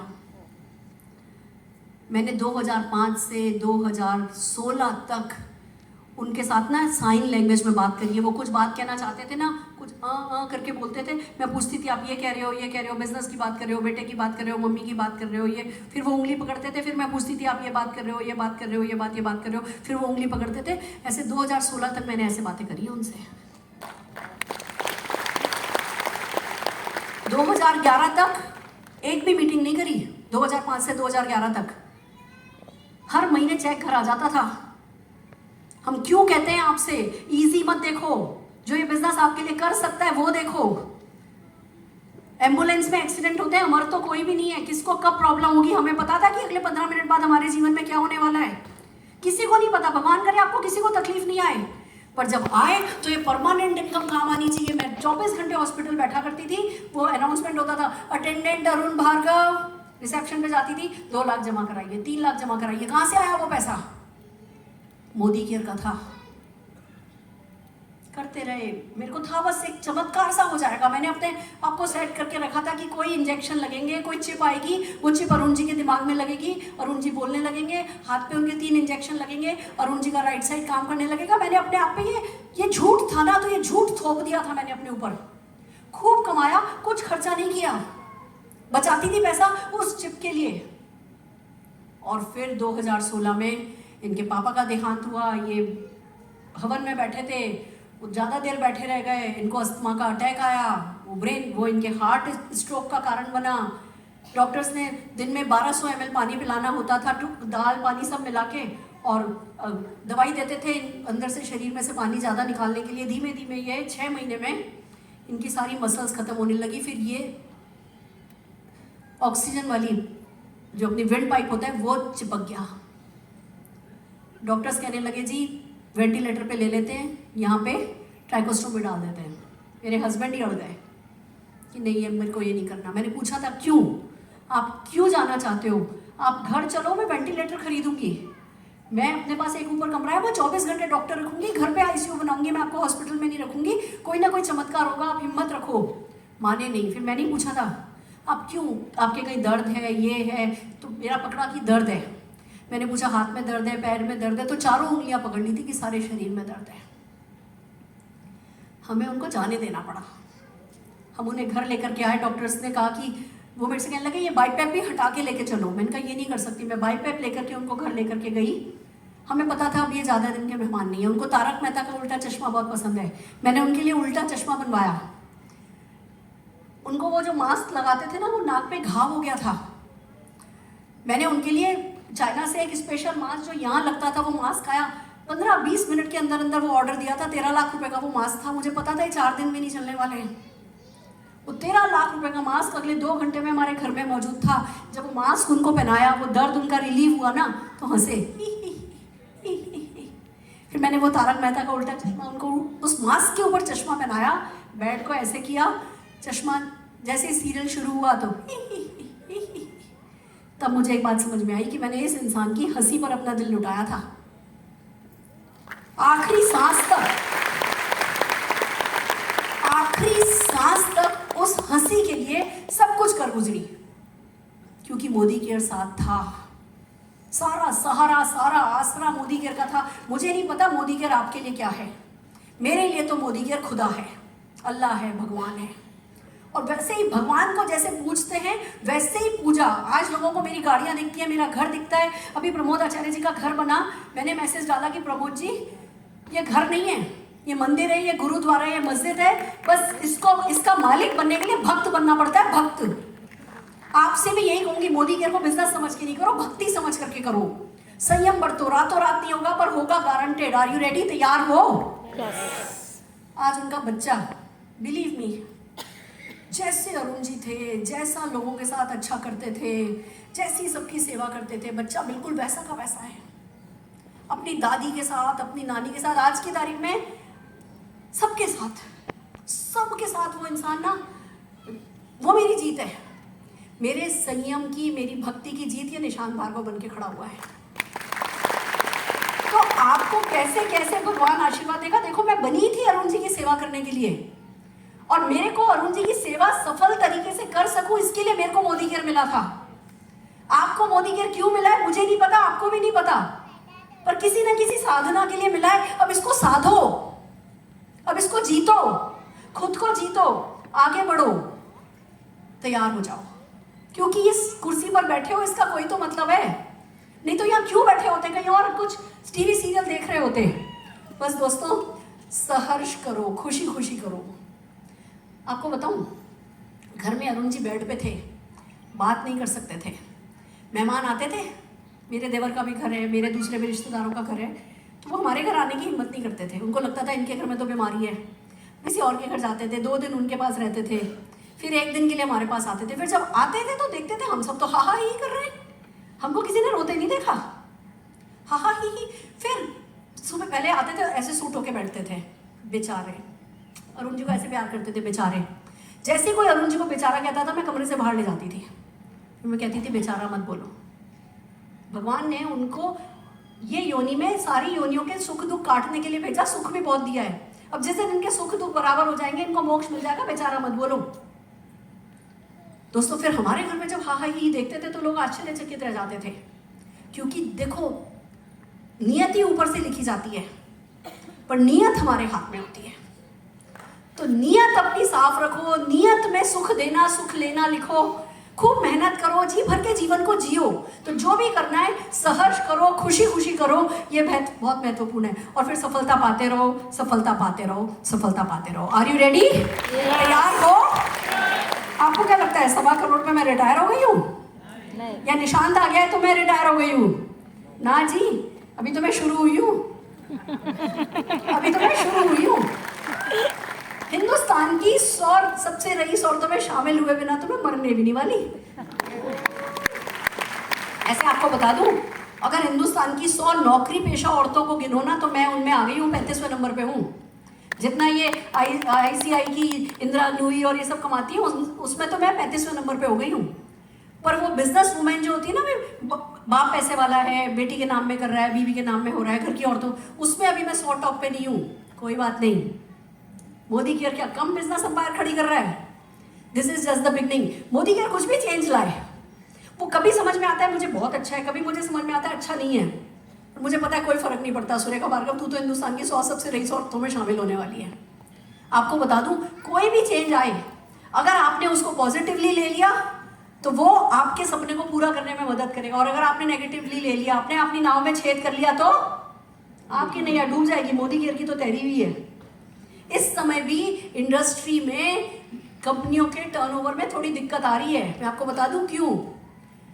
क्योंकि लॉकडाउन लगा, बहुत सारे लोगों ने ज्वाइन किया, बट फिर जो है लॉकडाउन हटा तो सारी कंपनियों ने टारगेट बढ़ा दिए, सारे बिजनेस में लोग मेकअप कर रहे हैं, रिकवर कर रहे हैं लॉस को। तो इंडस्ट्री के दौर आते हैं, कभी इंडस्ट्री बहुत अच्छा करती है, कभी इंडस्ट्री थोड़ा 2-3 महीने कम अच्छा करती है। दूसरी कंपनीज अभी थोड़ा वो रेसेशन चल रहा है, मोदी केयर अभी भी मोमेंटम ग्रोथ पर है। तो इससे अच्छा कुछ नहीं है। आपको दूसरी कंपनियों के लोग मिलेंगे, ये कर लो, हम ये देंगे, हम वो देंगे, किसी लालच में नहीं आना। कहीं दूर का होता है ना, हम कई बार, मेरे को सुरेखा भार्गव को भी बहुत ऑफर आए, मैडम अभी आप 20,000 कमा रहे हो, आपको 13 करोड़ देंगे। 20,000 रुपया कमाते वक्त भी 13 करोड़ का ऑफर मैंने ठुकरा दिया था। मैं तो पहले दिन से मोदी केयर को अपना खुदा बना दिया था। मैं तो जब मैं जाऊंगी ना चिता पे, तो भैया मोदी केयर का झंडा, मुझे नहीं पता तिरंगा मेरे ऊपर चढ़े या नहीं चढ़े, मोदी केयर का झंडा तो जरूर मेरे पे डाल देना, पक्का। और भगवान ने साथ दिया तो मेरा बड़ा मन है तिरंगा लेके जाने का। जीवन में कुछ करो तो ऐसे ही करो कि भैया देश के लिए कुछ तो करके जाओ। हमारे अल्पेश जी का भी बहुत मन है, मेरे को बहुत मोटिवेट करते हैं, मैडम आप अभी जो कर रही हो उससे भी बहुत ज्यादा कर सकती हो, ये मेरे को बड़ा मोटिवेट करते हैं। कहते हैं आप मदर टेरेसा से कम थोड़ी हो, ऐसी बातें करके मेरे को मोटिवेट करते हैं। तो जिसके पास ऐसे लोग हो मोटिवेट करने के लिए, उसका तो कुछ खास करना तो बनता है। और मैंने तो कहा अभी तो मैं शुरू हुई हूँ, अभी बेटा बहू आ जाएंगे तो चलो एक और जिम्मेवारी खत्म, फिर आगे बढ़ेंगे और ताकत बनेगी। हर घर में जो इंसान आता है अपनी किस्मत लेके आता है, अपनी ताकत लेके आता है। तो बस सफलता पाते जाओ, सफलता पाते जाओ और सोच बदलो। मेरी कहानी का यही एक लेसन है जो इस स्लाइड पर है। मैं और मेरे हस्बैंड ऐसे स्कूटर पे शुरू हुए थे, निशांत ऐसी करोड़ों की गाड़ियों पे शुरू हुआ है। आपको क्या लगता है अगली पीढ़ी कहाँ से शुरू होगी? हेलीकॉप्टर से। एक ही जन्म में कितनी पीढ़ियां मोदी केयर ने सुधार दी, तार दी। हम कर सकते हैं, आप नहीं कर सकते? यस, डेफिनेटली कर सकते हो, डेफिनेटली कर सकते हो, डेफिनेटली कर सकते हो। सो आर यू रेडी? यस, तैयार हो? यस। चलो, अब एक चीज है जो मैं आपको देना चाहती हूँ, मेरी 3rd PPT की पहले की 3 स्लाइड मेरे को चाहिए। 3rd PPT की 2 बजे शार्प ये हॉल खाली कर देना है। स्पॉन्सरिंग अच्छा लगा? यस, मन शांत हुआ? यस, खुश हुआ? यस, बड़ी सोच मिली? यस, कुछ अच्छे इरादे बने? यस, कुछ सपने बड़े सजे? यस, थोड़ा मेरे से और प्यार हुआ? यस, मेरे को पार्टी दोगे? यस, आपके घर के नागल पे मेरे को बुलाओगे? यस, आपकी गाड़ियों के वक्त मुझे याद करोगे? यस, आपके घर में मेरा एक कमरा फिक्स है? यस, मेरे को ऐसी अपनी बड़ी बड़ी गाड़ियों में लेने आओगे? यस। और जब मैं चली जाऊंगी तो मेरे को विदा करने आओगे? अभी नहीं, जल्दी नहीं जा रही, 30-40 साल गई हूँ मैं।